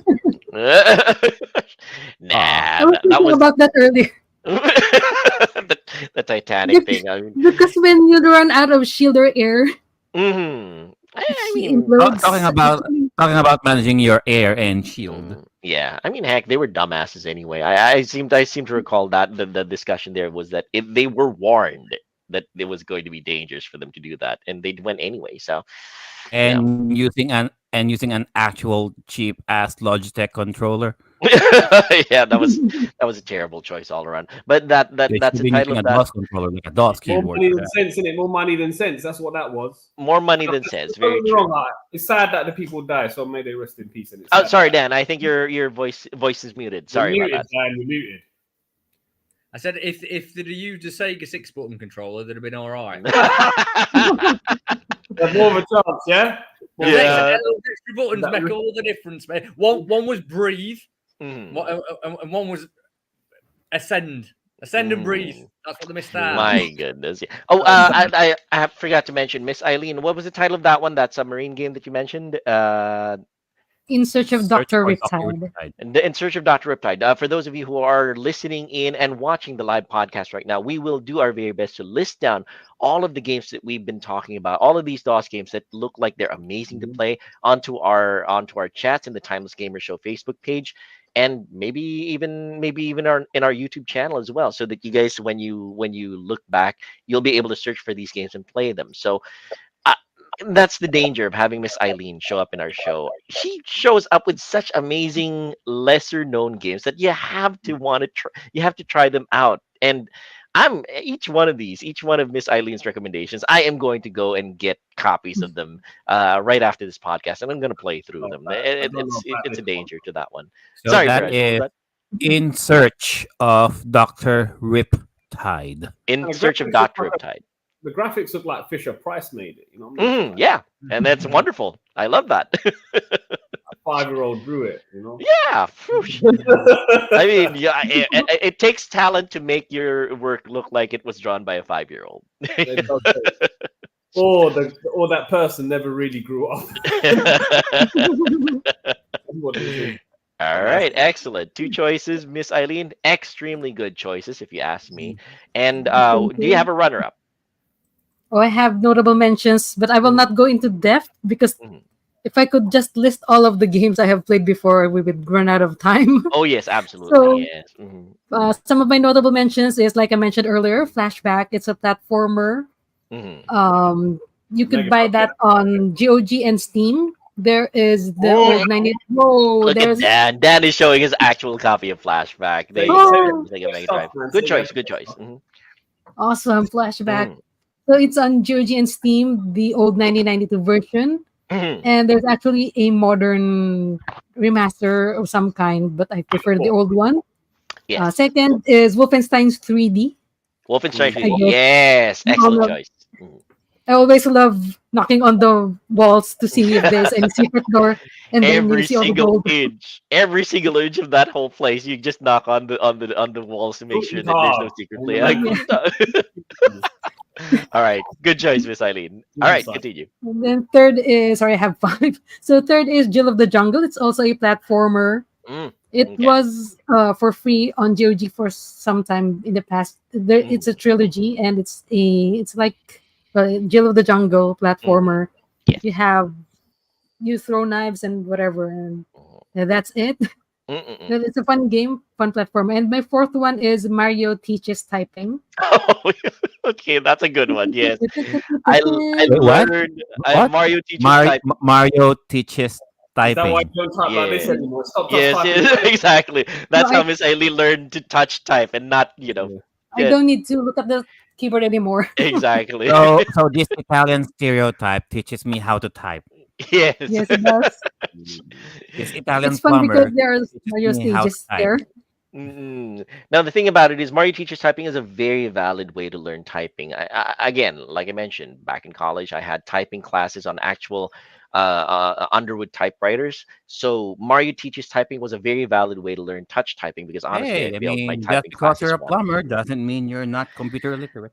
Mario Yes. is has so many professions. He's not just a typing teacher. He's He's also a a doctor. doctor. He's also He was a doctor sometimes. he's like he's almost like Barbie in that sense. He has so many professions. Yeah. All right, excellent choices, my Miss Eileen. Last Very very one good choices. before we move on, Mm, Sokoban, if anybody knows that Sokoban, puzzle yes. game. I Sokoban, love pushing those boxes into the places, the yes. X mark. Yes. So Mhm. those are my Honorable picks. mentions. All right, Yes, good honorable choices. mentions. Mhm. Good, good, So good. let's move on to, how about you, Sir Joel? What are your DOS picks? Oh my gosh. Okay. Before anything else, for those of you who are interested in trying all these amazing DOS games, a lot of them are freely available to play right now, particularly in a place called the Internet Archive. You just Google the Internet Archive, look for the DOS games section, and there are close to, I think, 4,000 classic old school DOS games that you can play right in your browser. It is Mm. mind blowing for somebody like me who used to struggle to go to a place called Brochure in Green Hills in Metro Manila Sure. for me to be able to And it's a Mega copy Mall. all of these floppy disks, for me to be able to bring home, for me to be able to play all of these games. I had to spend to copy the non-legitimate games for me to be able to play them at home. So it's just all you need to do is just boot it up, go to Internet Archive, go look for the DOS game section, and you'll Load be it. able to play them in I- your browser. Yes, literally just, Viraj. I've literally just done what you said. I can see it now. It's just like flipping, Hmm. it's like a kid in a candy store. Like, but the problem is, it's like Netflix. It's like, what do I want to watch? There's so many of Yes, them. you get choice paralysis. I That's mean, why we're here, innit? To tell mhm, people what to play. That's what this is about. mhm. I mean, I think there's a sorting method to it so that you can actually find which ones are Yes, you most can played. date publish Mhm, by title, creator. mhm. You Yes, do it. and that's going to be a great thing. I mean, I would recommend for those of you who want to delve into DOS gaming to sort it by most played and try the most popular ones and then slowly go into the lesser known ones. I would say the most popular ones, the usual Castle Wolfenstein, Mm. Doom. The big names might not be there, but the lesser known Oh, ones might. Doom's there. Oh, is it very cool? I definitely try First out thing, Doom. Doom is there. It's the first game he's recommending. Doom 2's there. Really, All the very time. cool, very cool. And I'm constantly amazed by that. Games like Civilization, Doom 3D's there. All these mhm, Doom that the top stuff. Wolfenstein 3D's there. All the big games like FPS, like excellent, Doom man. is rated like known. Like the reason I didn't mention it because I know someone's going to mention it. We've covered Mm, it before anyway. That was like uh-huh, a big deal when it came out. It is the mhm. number one MS DOS game. Everyone will argue that because it's so Yes, there. accessible to so many It, people. it's really like you said. It's a kid in a candy store, and if I didn't have this crippling addiction to buying bargain new games for new consoles, I would just be happy with playing all of these classic DOS games on Internet Archive. And of course, let's not forget GOG, who do their very best for classic game preservation by making sure all of these old games are available to a modern audience. But I digress. So if Miss Eileen is asking me what my favorite DOS games are, my first question is how many hours is this podcast? Because we can easily do what 5 to 10 hours of me relating my favorite DOS games, but I will limit myself to the ones that I played that were educational because it's something that it was that formative time of playing DOS games for me that it's not just the arcade, the action, the adventure, and everything. DOS Mm. games help you learn stuff. So my very first DOS game that I'm going to put out is called The Incredible Machine. For those of you who are not familiar with it, The Incredible Machine is a game where you are given objectives to build machines for you to be able to accomplish tasks like pushing a ball forward into a hole, like getting a mouse to be able to reach to reach cheese. Let me see if I can share my screen for this one. Let's see. Let me just present it so that there's a little bit of visual context, and hopefully the what you call this the my machine is able to show it. So um, there you go. So the Incredible Machine is a game uh, where you build these little shoot my machine just isn't able to do this. So isn't is you build these machines for you to be able to accomplish tasks. So the task might be to get the ball into the hole. So you're given these things like bellows, you're given scissors, you're given balloons. It's what you call a Rube Goldberg machine. And you build these machines for you to be able to get all of these things running for you to be able to accomplish that goal. So get the piece of cheese to the mouse, get the trampoline to bounce that ball up to a certain level and things like that. It had close to 150 stages if I remember correctly. So you built it was educational in the sense that it taught you lateral thinking. It's for lack of a better term, it's a way for you to be able to think around corners because of the fact that all of these puzzles were taught it's almost like making your homework fun, your workshop homework fun, because of the fact that when you're at school and you're given homework, you say, I don't want to do this. But when you're doing it as a game at home, you see like a ball touches a spring-loaded glove, and the glove punches forward. So it you construct machines that allow you to accomplish tasks, and it's kind of hard to describe because of the fact that you have to be there for you to be able to play it. The glove punches the bowling ball. The bowling ball goes forward, lands on the seesaw. The seesaw bumps the ball upwards, and it's in the end of it. Uh, it's to borrow from Hannibal Smith of the A Team. I love it when a plan comes together. So if you build that machine and you do it all well, you are going to be able to see the machine execute your commands almost like a programming thing. Actually, it also kind of helps you think in a programming way for you to be able to accomplish a task at the very end. So in this case, you see a basketball rolling down a hill, and you have a certain number of trampolines for the basketball to be able to reach a hoop at the right side of the screen.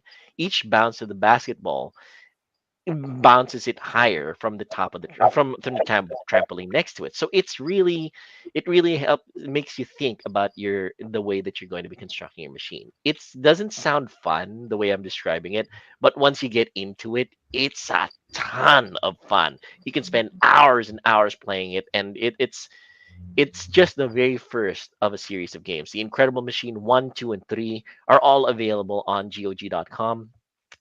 There's also the Incredible Tune Machine, which is a derivative of it, but it uses cartoon physics this time. So, like Tom and Jerry type of cartoon physics, like slamming a frying pan on somebody's head and making a dent so that that dent is usable for something else. And there's a modern version of it called Contraptions. So if you want a modern take on it, you can look for it in the Steam store or on the GOG store. So that is my first choice of game. The Incredible Machine. It might not be as graphically intense or appealing as a lot of other games that have been mentioned here, like Doom or Wolfenstein or Flashback or Out of This World. But this game made me spend hours upon hours playing it. Playing it in my computer, and it was a learning experience as well. So that is my first game of choice, the Incredible Machine, That out on actually looks DOS. interesting. Yes, Miss Eileen, what was that? That actually looks interesting. It does, I would love yes. to try that game because it's like the colors are bright and Hmm. it really captures your attention. And Hmm. all I could think of is 1, 2, 3, 4, 5, 6, 7, 8, 9, 10, 11, 12. Yes, very true. Right? Yes, almost Sesame Street esque or the Electric Company esque in its in its presentation. Honestly, it Yes. teaches you cause and effect. It teaches you cause and effect. It teaches you that there are consequences to the way that you place the things around the screen. And once you press the play button, the machine activates. Everything is realistic. There's gravity, there's fire effects, there's, well, not realistic in terms of how it looks, but how it The behaves. animation. The animation, really, it will teach you that if you place something in a particular way, it will act a certain way. So you will learn how to construct and try to solve problems. So that is my first game of choice, The Incredible Machine. So let me see what my second choice of game will be. Let me just end this. The second choice. This was suggested by the missus actually to me because she played it, and I remember I played a lot of it when I was young too. It's a game called Where in Time is Carmen San Diego. Where Yes. in Time is Carmen San Diego is an educational game. Let me just see. I don't think I have I don't think I have a um what you call this. I don't think I have a video available of it, Jo. If you can Carmen put it San up on the Diego. screen for me, it would be most helpful. But yeah, the Where in Time in Carmen San Diego is a DOS game where you are playing as Where in time? an investigative agent who is given a Where chronometer in or time? a chrono machine where you can travel back and forth in time, and you're allotted a certain number of hours for you to be able to catch criminals who keep stealing stuff from all across time. So one criminal might be stealing a taiko drum from Japan in 1600s, or another criminal might be stealing the Mona Lisa from Italy during the certain time period. Criminal might even be stealing an entire Brachiosaurus from the Cretaceous period. Who knows? But the fact is, you are an agent, a time agent, tasked to look for all of these evildoers, and you have to track them down from clues based on all the different clues left over for all the different time periods. You get to try, and you're allotted, I think, 35 hours per time, and that's your limit. You can only what's the right word for it? You can only avail of your time machine with a certain number of hours that you're allotted, and you have to look for all of these criminals This might be the modern version of it, Joe. Where in Time is Carmen San Version, yeah. Diego. But More, yes, more, the yeah. fact is each place that the criminal escapes to, he leaves a clue. And it is based on geography, it is based on time, history, and it is you have to gather all of these clues. Like, is was the criminal a male? Was the criminal a was the criminal did the criminal have blue eyes? Did the criminal like War and Peace by Leo Tolstoy? So you have to put all of that into dossier for you to be able to issue an arrest warrant. Because if you caught the wrong guy, your mission was a failure and you lost points for you before you have to go back to time agency. So in a way, this was my way of learning all about history because and geography. So where in time is Carmen San Diego is a game that I would highly recommend for those of you who might be looking for a game to play with your little ones and for you to be able to teach them all about these various interesting things about history, because it's a jumping off point. It's not an in-depth way to learn about history, but you can talk about the Joy is showing right now is Where in the World is Carmen Sandiego, which is also a very good PC game for you to be able to help teach your kid about geography. There's Where in the World is Carmen Sandiego, Where in Time is Carmen Sandiego, and if I remember correctly, Where in the Galaxy is Carmen San Diego, where you learned about all the planets in the solar system and all the celestial bodies and everything. You track criminals going to all these different places where they leave clues, and you have to learn about all these things about these criminals for you to be able to get arrest warrants issued for you to be able to capture them. It's a great series. It's a great way to learn about geography and history and everything. So I would honestly say it's a good game to play with your kids. So those are my top two choices: The Incredible Machine and Where in Time is Carmen San Diego. So Yeah, I my think my I think I runner found it. Yeah. ups, as Have you looked? if I There's a can space mention them walk. very quickly, is a game called Strife, which is a first person shooter with a very good storyline to it. um Karateka or Karateka. I'm not quite sure how it's pronounced, but it's by Jordan Mechner, the same guy who did Prince of Persia. I absolutely loved how the motion capture feels like in Jordan Mechner games. So Karateka, Prince of Persia, might as well toss that in there. And yeah, I mean, might as well go sideways, Leisure Suit Larry, because it was one of the things that really got people interested in PC gaming way back when. So those are my choices, Miss Eileen. Back to you. Thank you so much, Sir Joel. I just want Oh, to point I out think you've how got you've got yourself on mute. There you go. there am I. You Yeah, can you're hear me fine. now. Huh, You're fine. still, we I still can hear don't him. Yeah. have audio coming from Miss Eileen. I We can hear could Miss be Eileen. we could be experiencing a little bit of technical difficulties here. How about you, Viraj? Can you Let hear? me. Can you hear me? I can hear both of you. Yeah, weird. I think even Viraj's voice is not coming in. Can you? Is it you? Is it? I don't know. Is it there? Oh, that is weird. Okay. Joe, There. could Can you hear me now? you check if I'm being heard right now? Miss Eileen is okay. Sir Viraj Can is you hear me? okay. You're Yeah. okay. I think it's Sir Joel. Yeah. There's something wrong with you. Weird. Anyway, it could just be me. You guys continue. But go on, Miss Okay. Eileen. Go Thank you, Sir Joel. I want to point out how interesting that DOS games were a lot of fun, but also educational. That's one thing I noticed with old games. They're quite educational, and it's something maybe we're missing in these days. It's so fun how children learned back then with games. So I'd like to move on to Sir Jo with his DOS game pick. on. Are you Are we seriously going to talk about are my we game? or not? Or are we gonna Well, skip that? No. Then I'll move on to Sir Viraj. We can if it go was to yeah, Sir All we right. can go to Sorry Sir Viraj about that. Okay. yeah, Let's go okay. with So Sir Sorry Viraj about that. first. Old fogey me just forgot that these opera tabs have mute buttons on them. oh, So oh, I guess it's I okay. accidentally clicked Ah, on it. yeah. It's Anyway, okay. So, I mean, I already mentioned Jurassic Park, and I've also mentioned, I followed on what Sir Dan was saying with his Adventure Island when I mentioned Discworld and Toonstruck. So they're the point and click adventure games I enjoyed. There's this other game that I really enjoyed. It was a top down adventure sort of isometric game called Yes. Little Big Adventure.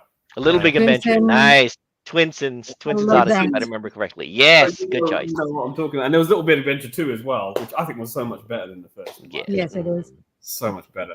Both of those games are just gold. And basically, it's set in a world, galaxy far, far away, where Twin Sun is the name of the planet, and the character Mm, Twin Sen. Yeah, and you have yes. your yeah, and obviously he's been locked up. Well, there's a guy who's after him basically, and there you Oh, go. I love So it's but you have to go on an adventure, and obviously it's huge. There's like 4 different races on this world, and you're one of them, as I remembered. And EA when they weren't evil. There you have it. Look at that CGI. Look at early CGI. Look how beautiful that looked. I mean, that was amazing for me. so Look at these lovely. look at his graphics. Man. Look at that. Look how lovely and round and colourful it looked. And again, Yes. it's a story game. Honestly, the thing about the Little Big Adventure is the fact that the artwork is very, yeah, they rounded out the edges. Hmm. It's an amazing way of seeing it, really. So it was a very immersive game, and you're like, okay, let's go around, let's talk to these NPCs and all this, and it's like you just continue going through the game and just going through things, etc. And then the little things you had to do, like actions and whatever, we had to throw a grenade off something or something. You had to throw something, little things like that. I'm trying to remember now because it was so long The ago. bouncy ball. Yeah, There. that's it. Chuck it, hey, that's it, and you get a little coin. You pick up a little coin. So little things like that, and I love the animation and all that. It was really fun as a game to play. So Little Big Adventure is a game that made, and you made a point. This is to do with the earlier point with wearing time in San Diego. It made you think. As a young person, it was a thinking game. But Yes, the problem-solving game. It wasn't like just let's shoot the communists in or whatever Yes. in Contra or whatever. I mean, there's skill games out there. They're on the Mega Drive, whereas a lot of the DOS games that had a lot more memory, which obviously Mega Drive didn't have, or Super Nintendo, it was a disc-based game, so you could put lots of and obviously you got not just graphical animations you could program in, but also a lot more dialogue, a lot more story, make the games bigger, get multiple discs, etc. I believe that my one had a CD-ROM, so again, so much more memory. And this was amazing, that when it came out, and here we go, we've got some problem solving we have to do. So it was a problem solving exercise, but you felt invested in it because you wanted to follow the story and you wanted to see what happened. And what I find interesting about that time when MS DOS games were there, and this is another point I want to touch on. A lot of these MS DOS games, some of them did get ported. So you say Where in Time is Carmen Sandiego, that got a Super Nintendo port. Yes. Flashback, which was mentioned earlier, Mega Drive and Super Nintendo port. Some of these games did get ported to consoles because they were that good. They were that good. Or they could water it down. Or the MS-DOS version was better because it might have had the better color palette, shall we say, that the computer would let you have.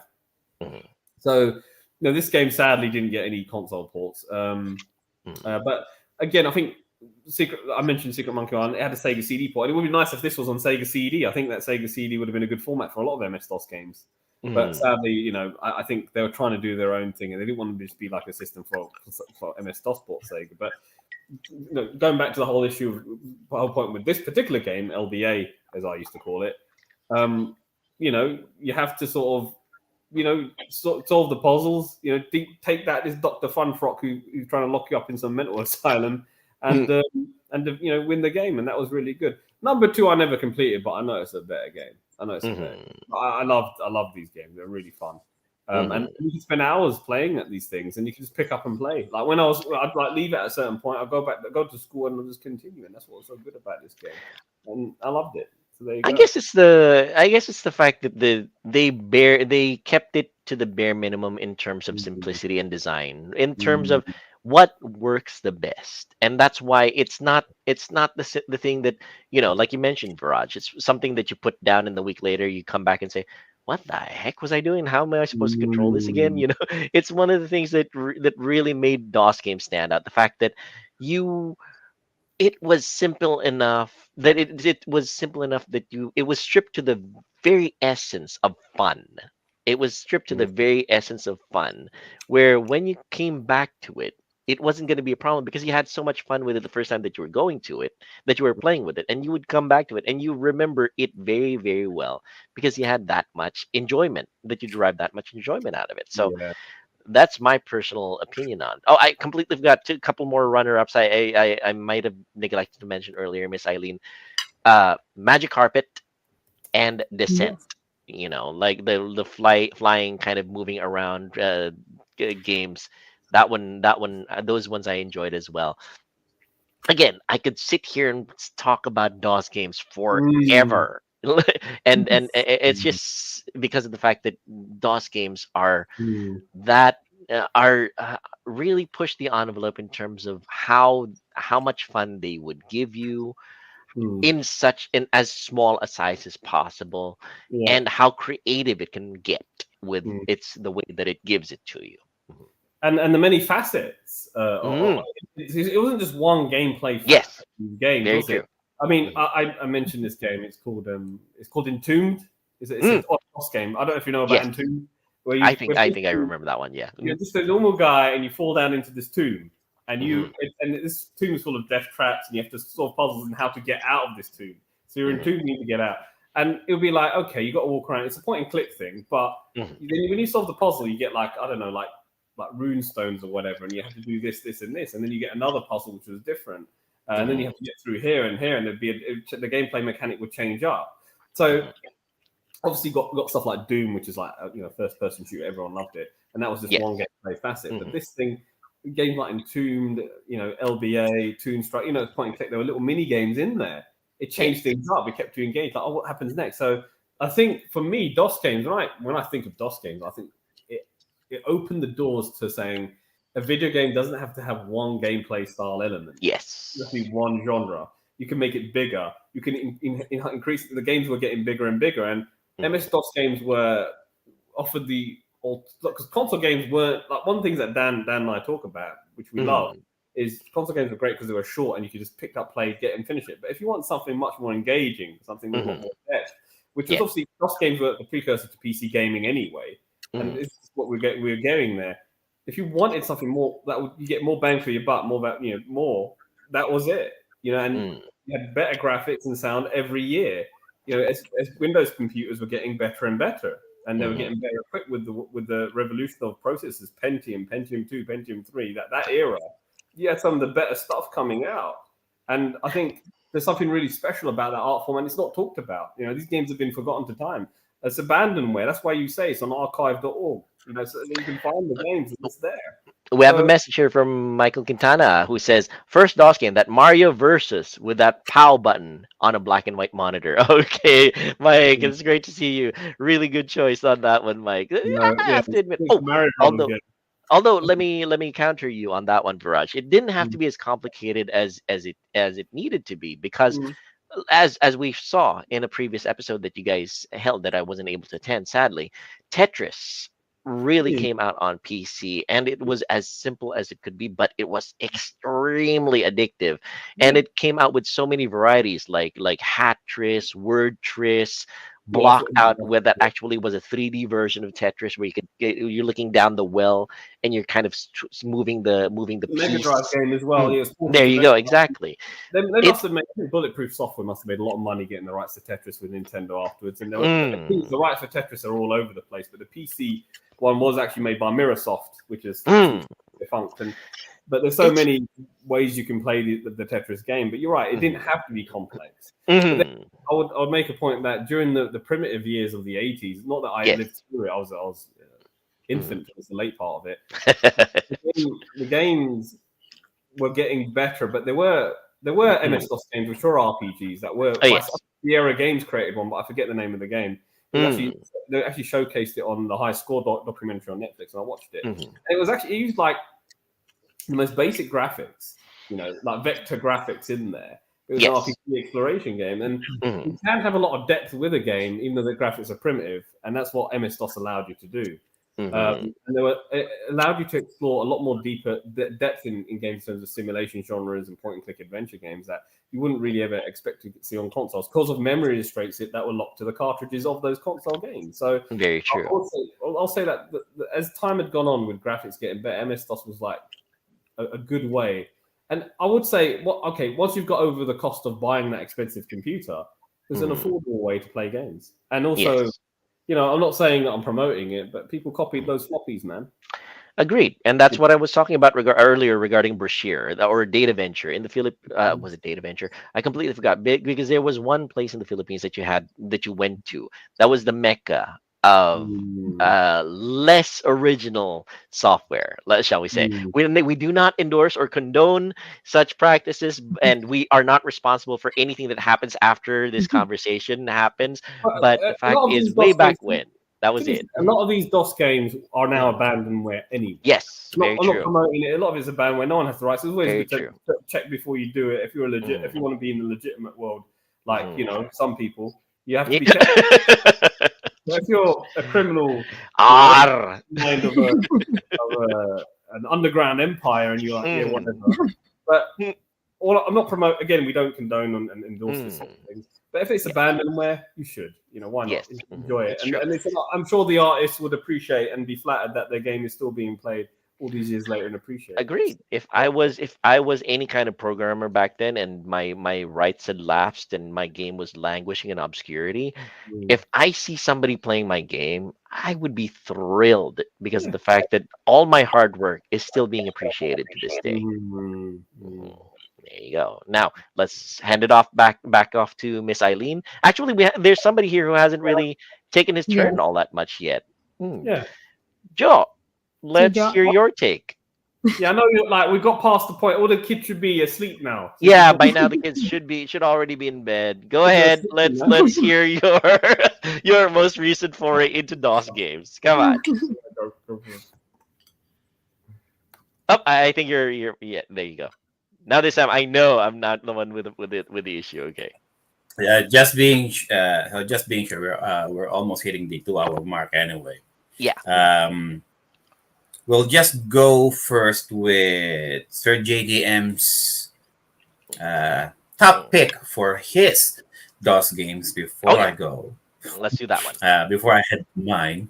So Mhm. here is Sir JDM with his choices for the DOS games. Yes, let's do that one.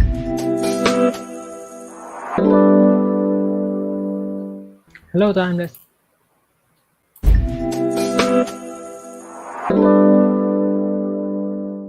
Hello, Timeless Gamers. Here's your boy, Juan DeMarcos of 123 Go Retro.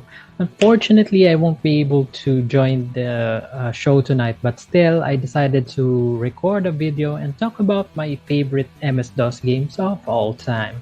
So, number 3 in my favorite MS-DOS games of all time, it's going to be Lemmings by DMA Design in 1991. So Lemmings is a puzzle strategy game originally released for Amiga in 1991 and was ported to MS-DOS as well as several different consoles and systems in the same year. So this is, I guess, is the first puzzle game that I've ever played on the PC, ever. So in this game, you guide a group of bipedal lemmings. I'm not sure if it was supposed to be the same animal. You need to guide them to a specific exit in the level, and you're only given a limited number of commands to leave them safely.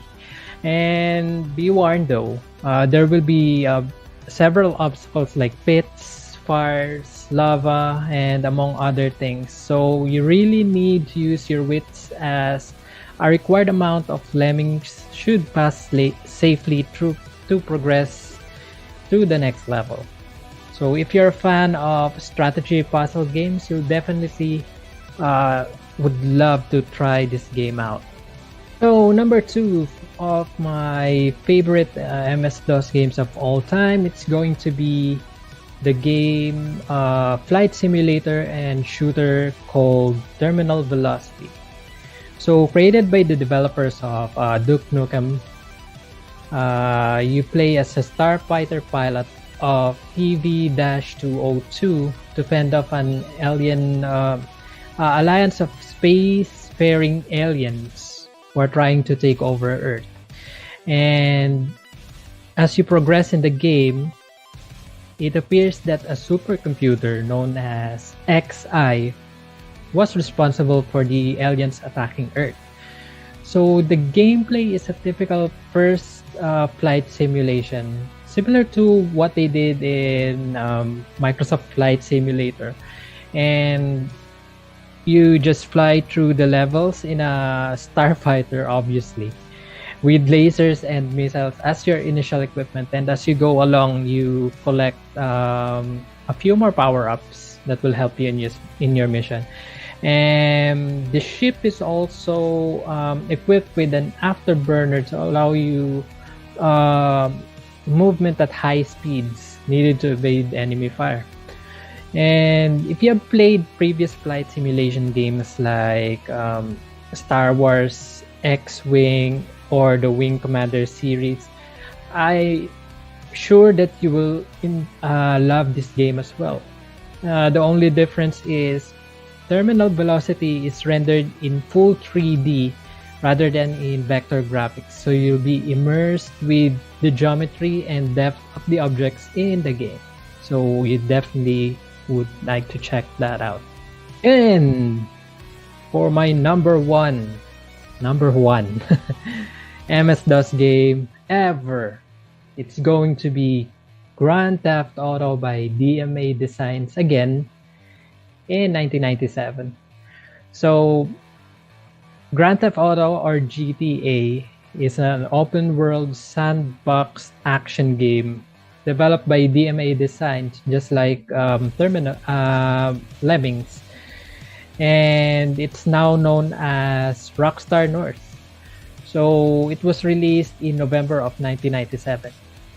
In this game, you play as a would-be gangster trying to get his or her way to the top of the crime syndicate. Set in 3 different cities, you got San Andreas, Liberty City, and Vice City. Sounds familiar, right? You run, gun, hit and run, and take orders from mob bosses to earn their respect and become the most notorious made man there is. The gameplay is non-linear, and you can get missions in any order you choose. Your only goal is to score the required amount of money or points in order to progress in the game. So you may also go out on a rampage within the city by blasting through vehicles, running over pedestrians, or even hijack a train. How good is that? The visuals are great, as well as the sound effects, and it also has an in-game radio station playing over the background when you're driving around town. And the audio is great as long as you're able to set up the audio configuration in the front end. Insert Roland and Creative Labs sound cards here. But all in all, Grand Theft Auto was an awesome game and easily is one of the best video game franchises that I still enjoy playing now.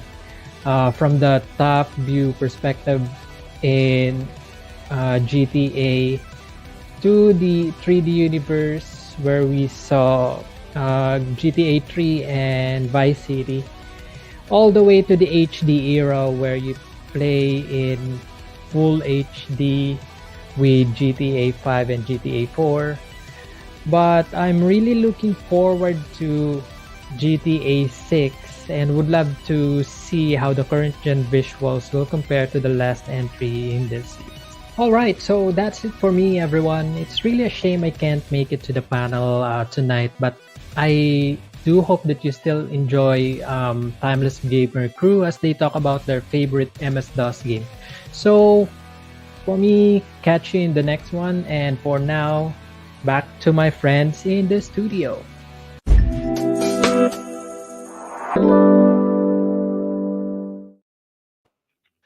All right. Thank you for that, Sir JD. Man, excellent choices from JDM. Fantastic. I did not even realize that the first Grand Theft Auto was on MS-DOS. I always thought it was a Windows one, but just checked. It came out for DOS. It's amazing. All right, Joe, let's hear your choices. Come on. All right. You know me, guys. I'm a JRPG guy. So when they finalized the topic for this week, I'm like, okay, I need to play something, right? So I need to play a DOS game, so that I can showcase. And lo and behold, I managed to find a DOS game that's um, that plays as a Japanese role playing game.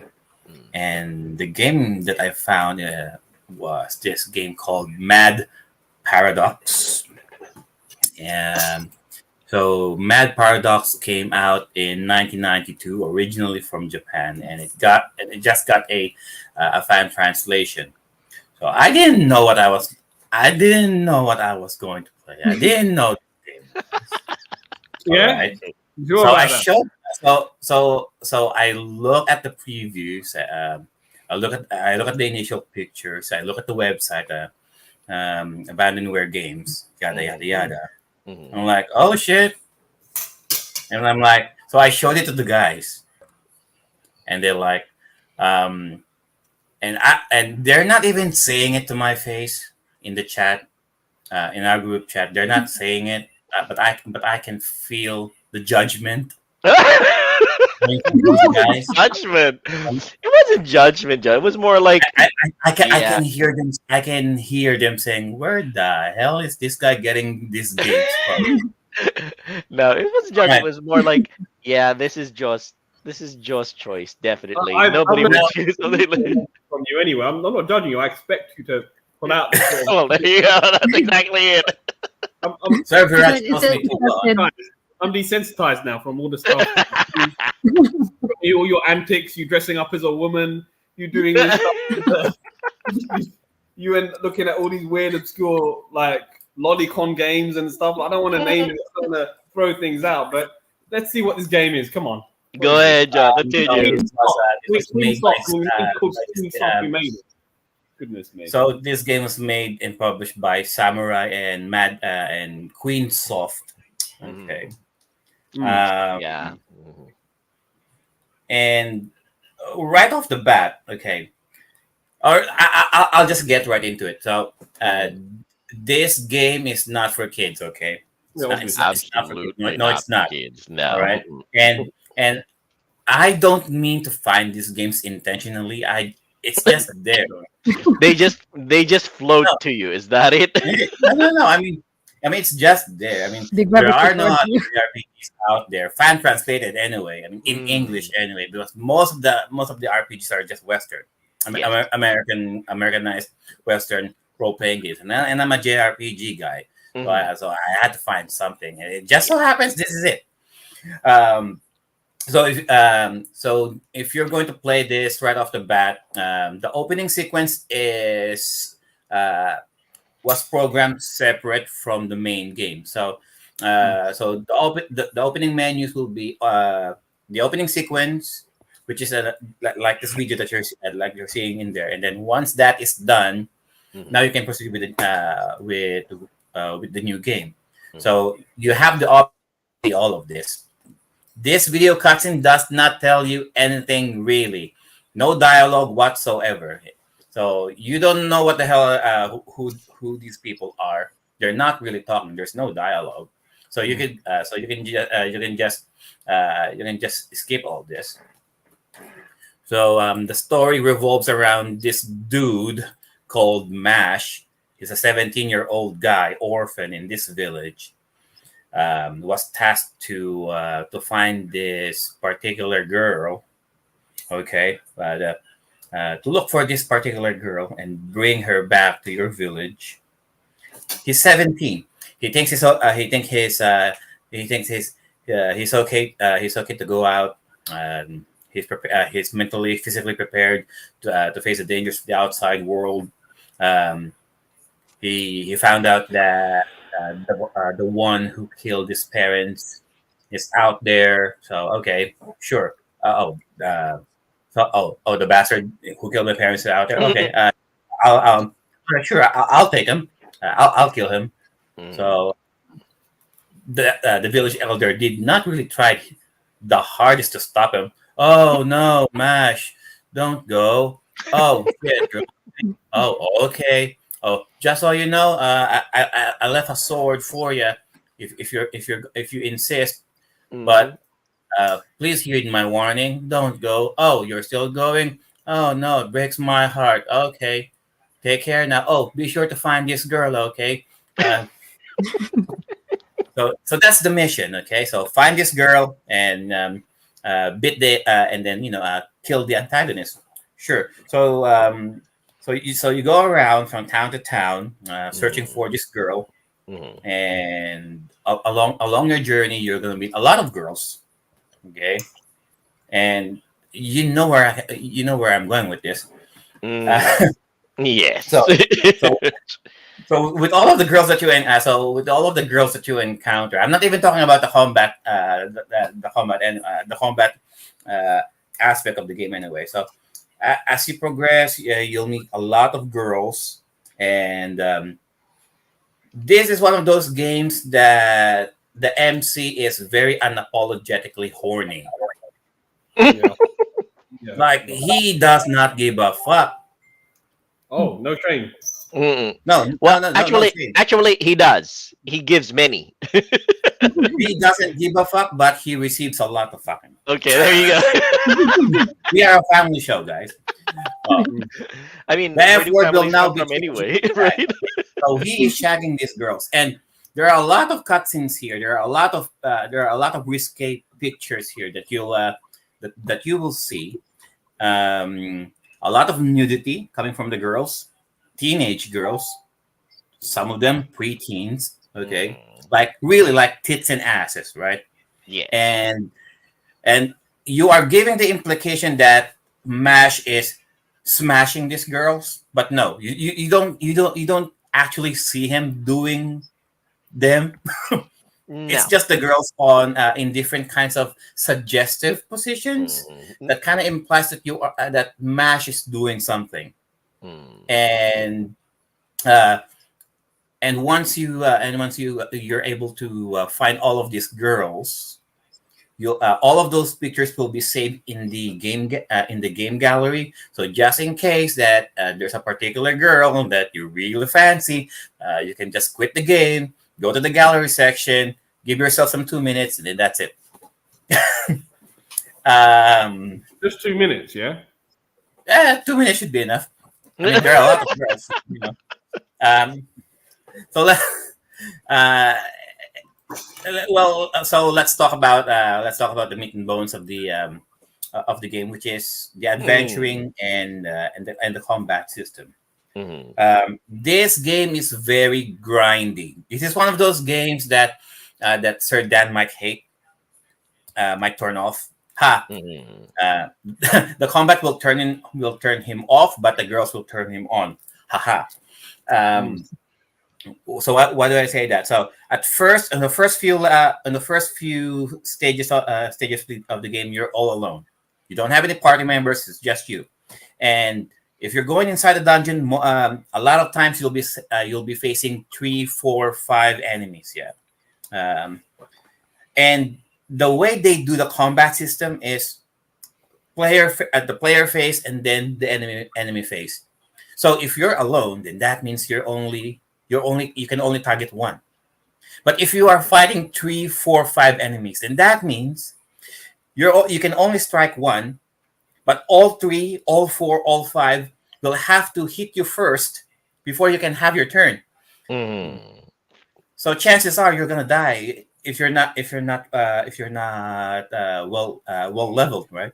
So you have Yes. to grind for your levels, and Mhm. for each dungeon, um, if you manage to survive, like if the hit point is only if you're receiving like a minimal damage, like 2 or 1 damage from your HP, then that means you're already strong enough for that dungeon. You should leave. Mhm. You're not gonna get any stronger than that.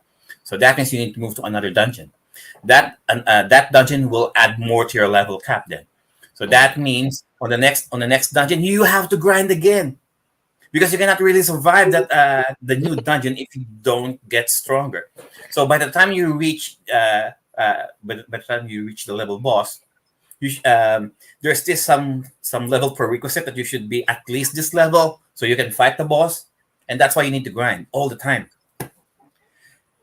And then eventually you'll get two party members, eventually you'll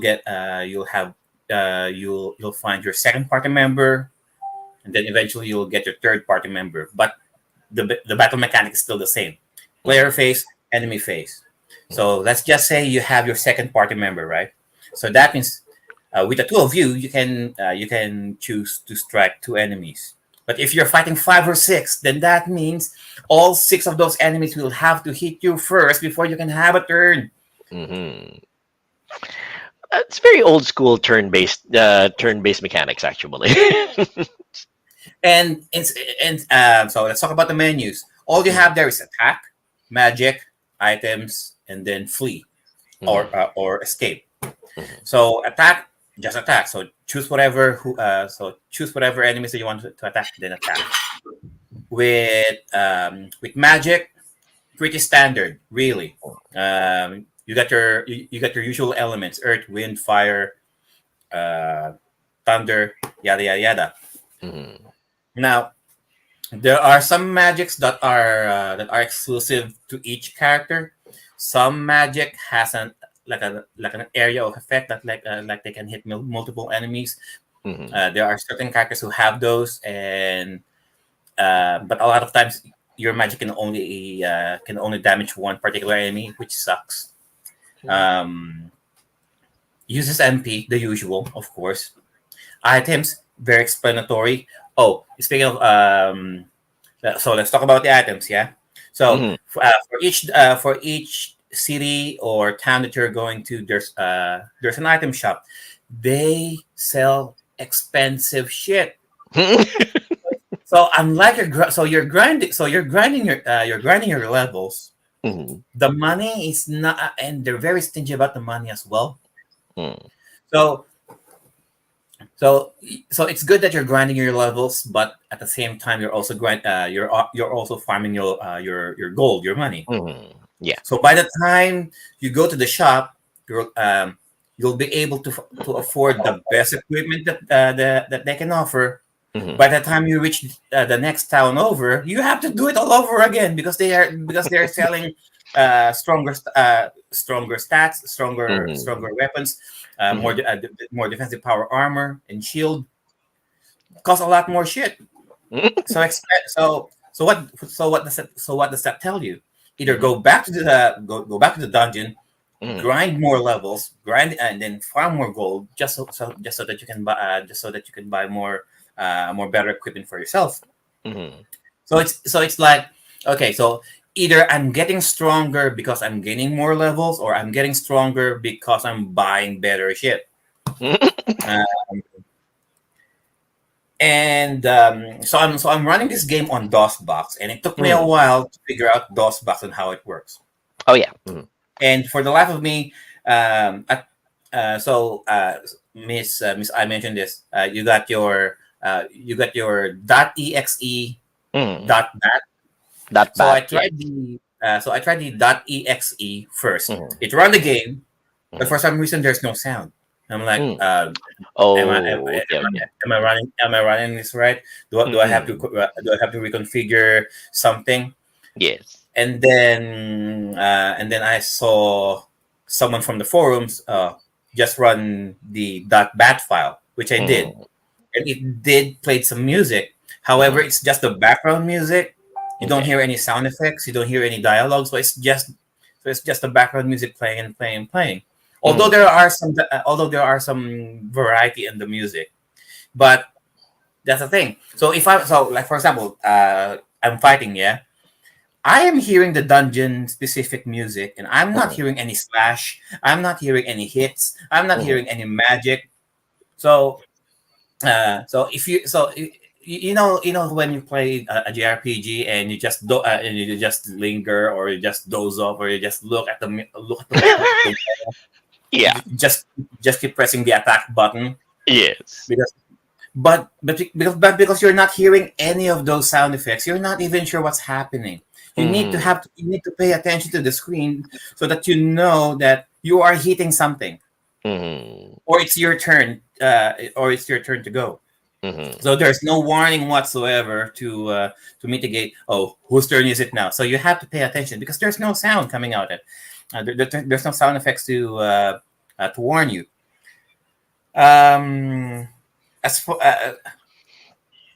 so the only redeeming factor that this game that's going for it are Mhm. those are those special pictures. Yes.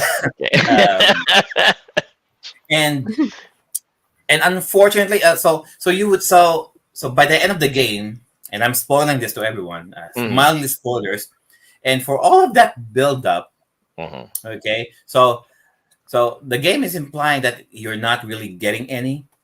So you Mhm. would think that by the end of the game, you are getting some reward for all of your troubles. Okay, Yes. so you found this girl, right? Mhm. Uh, uh, you found the girl, you defeated the guy. So I am expecting some poontang. All right, go ahead. Do I get any poontang? It's up to you. It's up to you to play and find out. Anyways, so this is the game. This is Mad Paradox. If you're not, if the gameplay is not enough to keep you interested, Google is your friend. There are a Mhm. lot of there are a lot of footages that you Mhm. can just see, and if you're just curious about those Mhm. special photographs, Yes. you can just Google them. Just search Mad Paradox. Although, just type in Mad Paradox DOS Mhm. PC. Yes. If you just type Mad Paradox, it will just show you such a random shit. Anyway, so yeah, Well, that's it. That's it, really. I mean, any questions? two Well, things. Two things that I'm. Let me put forward two things. Number one, it reminds me of some old DOS games like Knights of Xantar or Cobra Mission. For That's those of true. you who are, yeah, for those of Um, you who are familiar with those so games. it's So it's Knights of Xantar if you're just going by with the Mhm. overworld map. Yes. But in the combat system, I mentioned this Mhm. to you guys in the group chat. Mhm. It kind of it's a mash between Seventh Saga Mhm. and Lufia, actually. yeah. Okay. And the second point that I was going to make, aside from it reminding me of Knights of Xantar or Cobra Mission, is the fact that it's running on a DOS. It's running DOS. That means you can edit the hexes, Joe. Somewhere somebody can dive into the files, into the DOS files, or even the exe file, and then edit it using a hex editor and adjust those values so that you're not grinding so much. I'm pretty sure you'll be able to earn more cash or level up faster with somebody jumping into the into the DOS file and just running a hex editor. Trust me on this one. I know. I Somebody's mean, probably doing that right now. yeah, I'm trying to run this game legit for as much as I can, because I cannot really rant on it if I Mm, just went ahead and cheat. So mm-mm, I don't. Although I'm not aware that you can do that, but mm-mm. I'll see if Yeah, I can find a way how we, to do that. we used to do that way back when. Viraj, you had something to say about this. You only played this game because of the nudity, man. We know it. Yeah. Mm-mm, Only reason you bought it, innit? You wanted to give it a A go. part of the reason, yes, mm-mm. Always a you are love not part. wrong. 70%, 70, You are 80% of the you are reason. not wrong.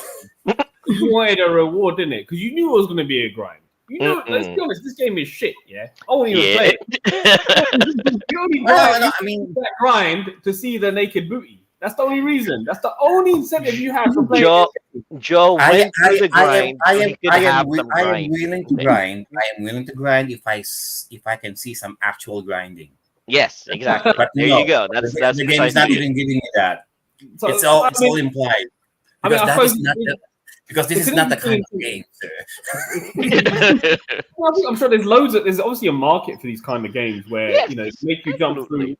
They make you jump through loops, yeah, and what you get rewarded with is Mhm, some sexy animation, and I mhm, guess this was the pinnacle of it at the time, and mhm, it spawned off that whole aspect of perverted video games for mhm, people like yourself who love this sort of stuff. So mhm. you probably have a People like shelf. myself. Huh? People like yourself, okay? People like you who like All right. Cultured people, To cultured quote people like to, myself. to quote to quote Robert Downey Jr. in Tropic Thunder. What do you mean, you people? You people. Well, Yeah, I got. My There's another response to that, but I can't use that. Channel. What I will say is, look, for perverts, that's what it's for men who Yeah. are. Who are well, one, if anything else, this game is pretty linear. There are no side quests. Well, Mm. if you're going to consider those as side quests, but not really. So you're listen, just going from point A to point B to point C to the point game D. is basic. Um, Yeah, it's not even Mm. yeah, that. I mean, Nothing special about go, it. oh yeah, I mean, go to a town. There's a specific mission that you need to go. You need to do on that town. Once you're done, go to the next town, do the mission there. Next town over, and when I say mission, there's a Win. missionary Missionary. missionary position that you need to do there. What this game is. Yeah, you get basically the incentive is with these sort of RPGs. And there's a lot of games like this, but the game isn't even that good. It's just the art that you're getting all horny over that you get rewarded with. That's the prize. That's the allure to it. It's the art style of that aspect of it. So that's what this is. I'm not going to play this game. All right, there's no point now. You just told me the images are all on Google if I want to have a look at it. What's the point in playing the game? There you go. Maybe for the time, obviously, there was no internet. You couldn't look at the pictures. But come on, we live in a world now where openness- apparently the pictures that I provided these guys in our group chat. Apparently, there's a lot more in there. But I only gave them some of the pictures. But there's a lot more that I haven't really shared. It's all over. Are they graphic though? Because all the scenes, yeah, like obviously you've shown the pictures of the naked women, but is there like any actual like animation with the man and the woman in these sort of things in this game? Is that? I mean, how pornographic is it on a scale of 1 to 10? That's the question. Like MASH doing actual copulation? No. Well. For as long as I played this game, I don't think there's any. I checked some of the reviews of this game, So it's and quite soft, they basically. can all confirm that there's no actual contact. Okay. So it's just all implied. Okay. So everything's just implied. So the girls are doing some very precarious positions, to say the least, and it's just up to your imagination where mashes is.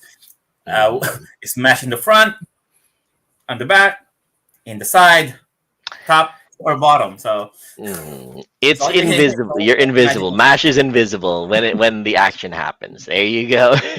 But before anything else, let's just say hi to some later additions to our audience right now. I'm just wanted to say hi to Ray Q, who says my first DOS game is Scorched Earth. Yeah, that's a really good one, Ray. Ray Q says Scorched Earth is his choice of DOS game. Then we have Dave Scott, who says I also remember Print Shop and WordStar on our DOS on our Windows 3.1 if we weren't playing DOS games. Good choices, Dave Scott. Print Shop was a playground. Print Shop was an amazing playground.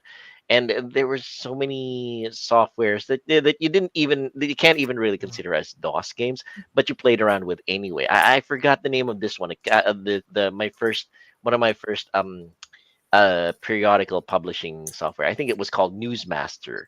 I had a lot of fun with that one. Newsmaster was a DOS game that you were able to publish newsletters with, and you played around with that with graphics and everything. Print Shop, good call on that one, Dave Scott. There you go. Okay, and Drake says Lotus 123. Oh my gosh, nightmares. Lotus 123. So if there's one thing in defense of this game, even if you don't have the incentive of those girls, one of the main selling points of this game that I saw was the gameplay, because it was traditional turn-based game, so automatically that's a big plus for me. What I didn't realize was how grindy it was, and how unfair the battle system was. I mean, I could ignore the girls, sure. I mean, a lot of games were like this, even during the SNES era, even the PS1 era, and those games don't even have they don't even have the nudity. So it's not like Thousand Arms where you can court the girls first. before giving you a kiss. That's the most action that you'll ever gonna get. The girls kissing you. In this Mhm. game, all of the girls are what's the best term? All of the girls that you're gonna encounter here are either so eager to get Mhm. some dick, Mhm. or it's just the main character getting in there as fast as he can. Like he does not like he doesn't cut to the chase. He's like, are we gonna fuck or what? And he's 17. I'm like, what the hell is this guy? Anyway, so the dial. I mean, it's fan translated. So I'm gonna give it to the I'm gonna give it to the fan translating team because they took liberties on this game. They went Use a nuts lot more artistic translating license. this game. Stuff they There translated. are some there are some dialogue here that really caught me off guard, especially when this old lady and then this young girl that you just saved, because this girl has the emblem right inside her thigh. So and the objective was, okay, we need a gate pass that looks like that mark on your thigh, Mhm.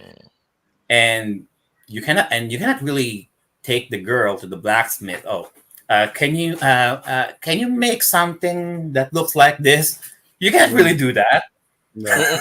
So you can't really take her to the blacksmith and just flash the blacksmith showing the girl's crotch. No. So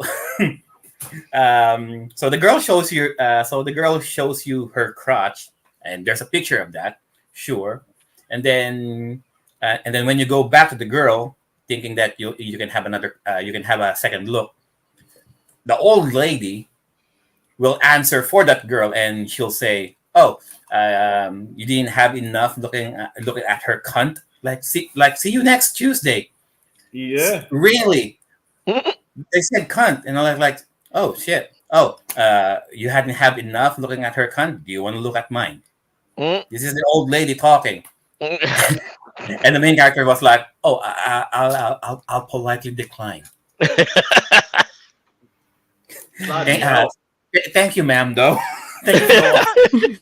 How very generous of you to offer, but I shall politely decline. Oh my god! So the translating team took liberties on this game, and Oh when my I say they took liberties, they didn't give a fuck as well. There were a lot of spelling issues. There were a lot of syntax and grammatical errors here and there. It's like it's like someone taught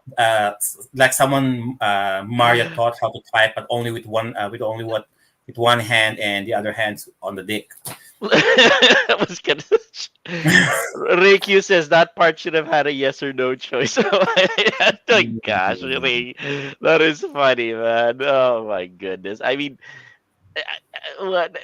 it's to be expected. Joe's Well, choice was really. well, if anything, the elder in the village did say, "Oh, Mm, once you're outside, you will encounter a lot of girls," and that is okay. pretty much the setup of the game.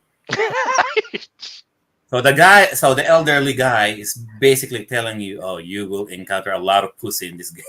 In I this mean, game. he wasn't lying, and He wasn't lying. he wasn't lying, and he wasn't really. It's just that he didn't specify the age range Oh no, oh no. Oh my goodness! All right, good.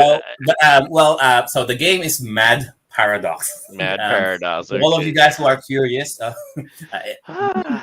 search it, My goodness. search it, play it. Go on ahead.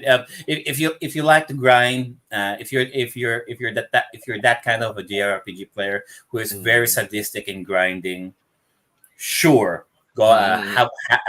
go nuts. Haha, no pun Mm. intended. Go nuts. Man, all right, Miss Eileen, The you, girls are there just for extra, sure. Miss Eileen, bring us home.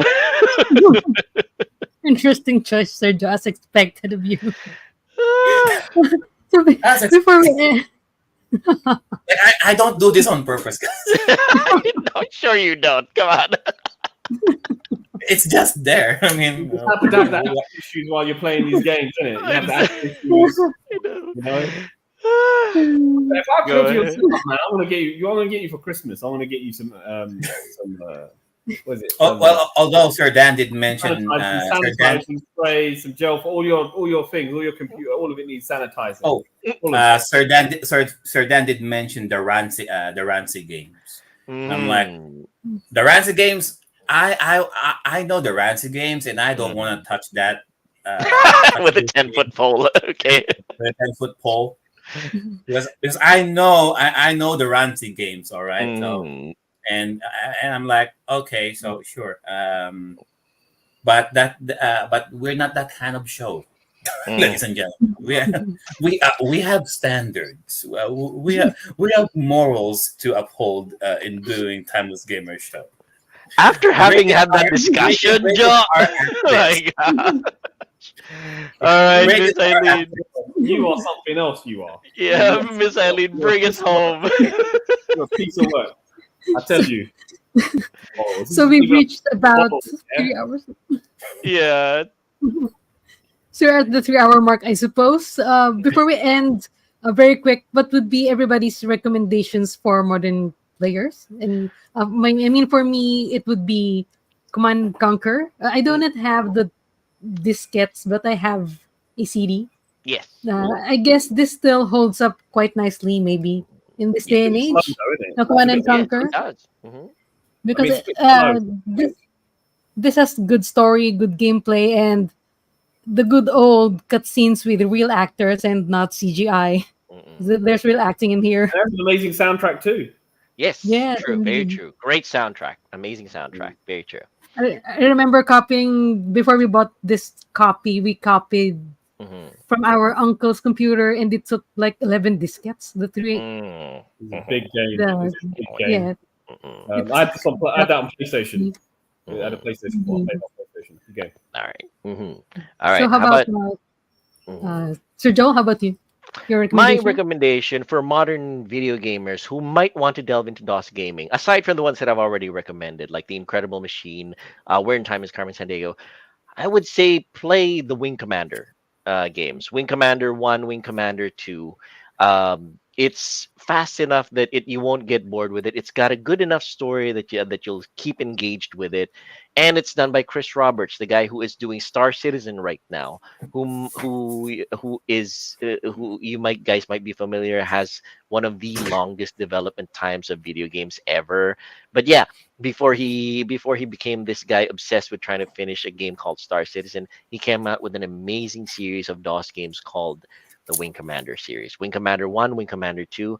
Heck, if you want, you can proceed on over to Wing Commander 3 and 4, which might not necessarily be on DOS, but they are great nevertheless. So Wing Commander 1 and 2 are on DOS. Wing Commander 3 and 4 are on Windows 95 and Windows 98, if I remember correctly. And you can play that saga from 1 to 4 straight through. Wing Commander 5 Prophecy is good enough anyway. So I would say that is my recommendation. Wing Commander series, all available on the amazing GOG, goodoldgames.com website. All right.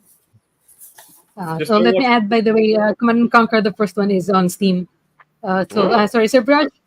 Just don't watch the Wing Commander movie because it sucks. Oh yeah, the Wing Commander movie is terrible, despite the fact that it was actually directed by the same guy, Chris Roberts, which is weird. You'd think that the guy who actually owns the IP would have a faithful translation of the video game into the movie, but no, he did it was a travesty. Avoid the Wing Commander movie. Just play the video games. Play Wing Unless you want Commander. to the talk video to games. someone. Unless you want to talk to Mhm. someone. Anyway. So yeah. All right. Sir Brad, do you have any recommendations to modern players? Oh, for MS DOS games, yeah? Yes. Mhm. Well, Yeah. look, listen.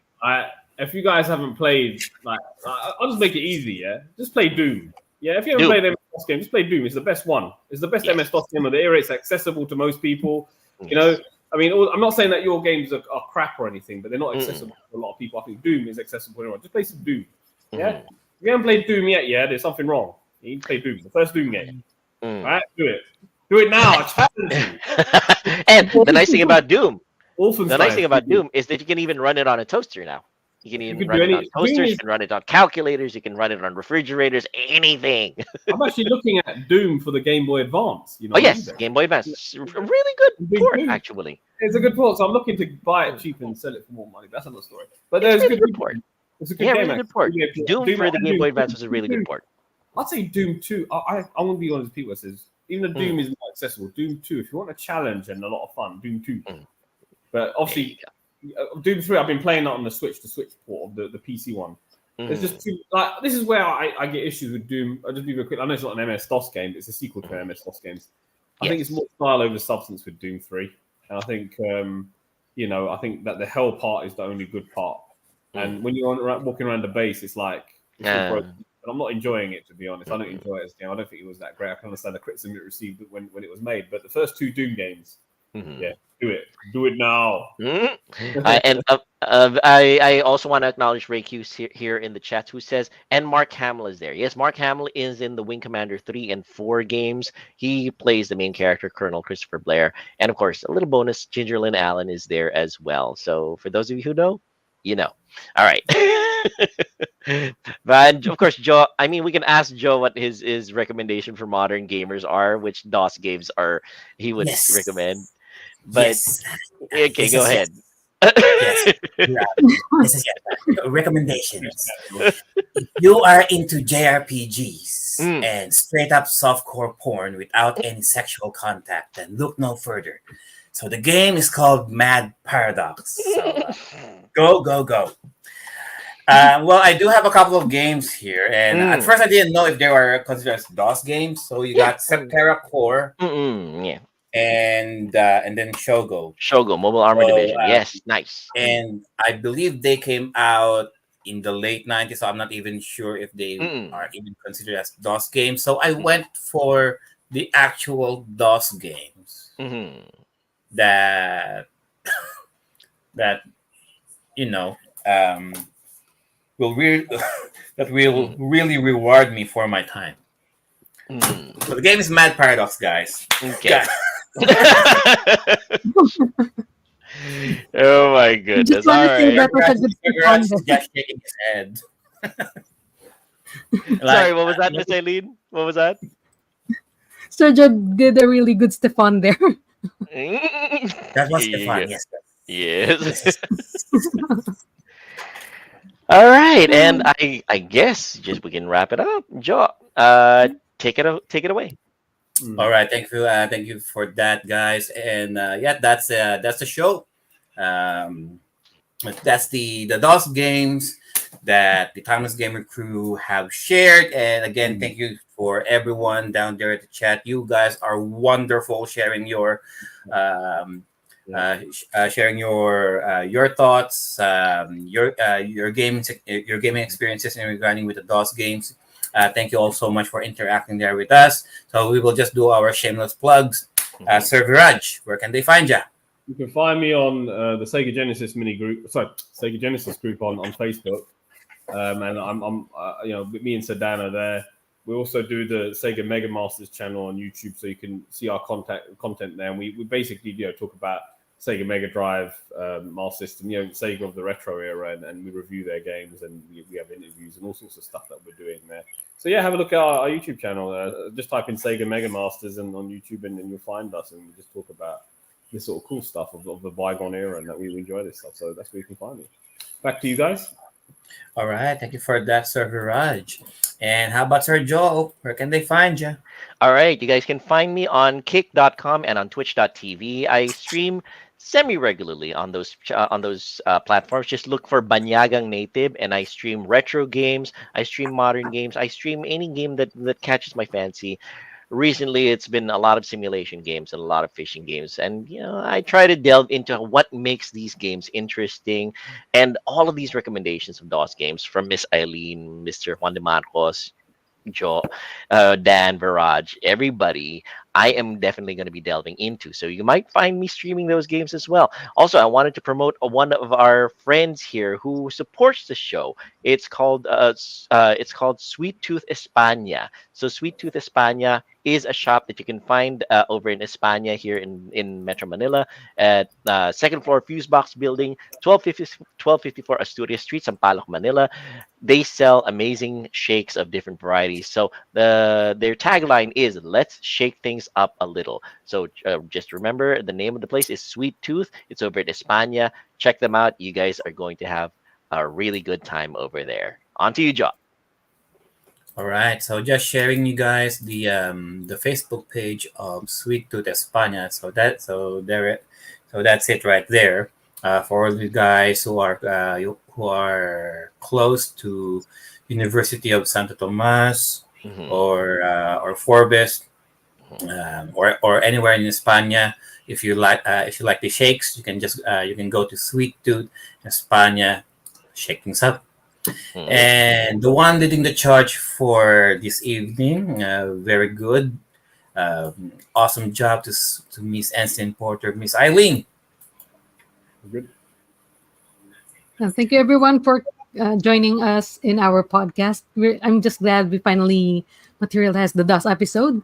So for me, you can find me on Twitch and YouTube and Slim Porter. I got a few weeks of work, so you can find me streaming occasionally.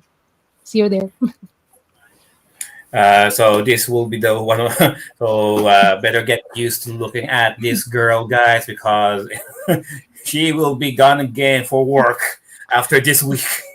Yeah, savor her appearance because honestly, once we lose her to work again, she'll pop up every now and then. But we'll miss her a lot. But now that she's here, we'll make the most of the fact that she's available. And just to do some shout outs to our partners again. On behalf of Sir Dad and Sir Viraj right here, the Sega Mega Masters, the podcast the podcast show of theirs, available still in YouTube for everything Sega had to offer during the 8-bit and the 16-bit era. Watch and listen to their show by searching Sega Mega Masters in the YouTube for Sega game reviews, interviews, discussions, and challenges. Retro Unlimited for all of your apparel and clothing with prints referencing the old anime, video games, and pop culture of the earlier years. You can go to their Facebook, Lazada, and TikTok accounts. Just go search for Retro Unlimited. Also, Shuffle Emporium, that houses various anime figures, toys, trading card games, and other collectibles. Just go to their website or Facebook page, Shuffle Emporium, shuffleemporium.com, to check out their awesome inventory so you can take your collection to the next level. Studio.ph, of course, producing quality prints for stickers, shirts, and hoodies, bats, and lots more. Just do your inquiry by sending a message to studio.ph@gmail.com for your customized personal and corporate printing inquiries. Collectors Alley, located at the third floor of the LRT Caloocan Mall. They have lots of old video games, old toys, action figures, Gundam model kits, and other anime-related goodies. They're also going to have a mini market, a buy and sell mini event this coming November 12th, Sunday from 10 a.m. to 8 p.m. Same place, third floor, LRT Caloocan Mall. To all of you guys who are big fans of retro gaming, games, consoles, handhelds, all that stuff, accessories, peripherals, just go to their mini retro market event coming this November 12th. And of course, we need to plug in the show. Timeless Gamers Show, also available by going to the YouTube channel, Twitch, and Facebook page. You can also visit our website, timelessgamers.com. Still currently under construction. We are inching our way to complete that, and our audio versions of the show are still quite available by searching in the Timeless Gamer Show in all of the major audio streaming platforms out there. And that is it on behalf of Sir Dan, Sir Ray, Sir JDM, who can't be here. Who can't be here.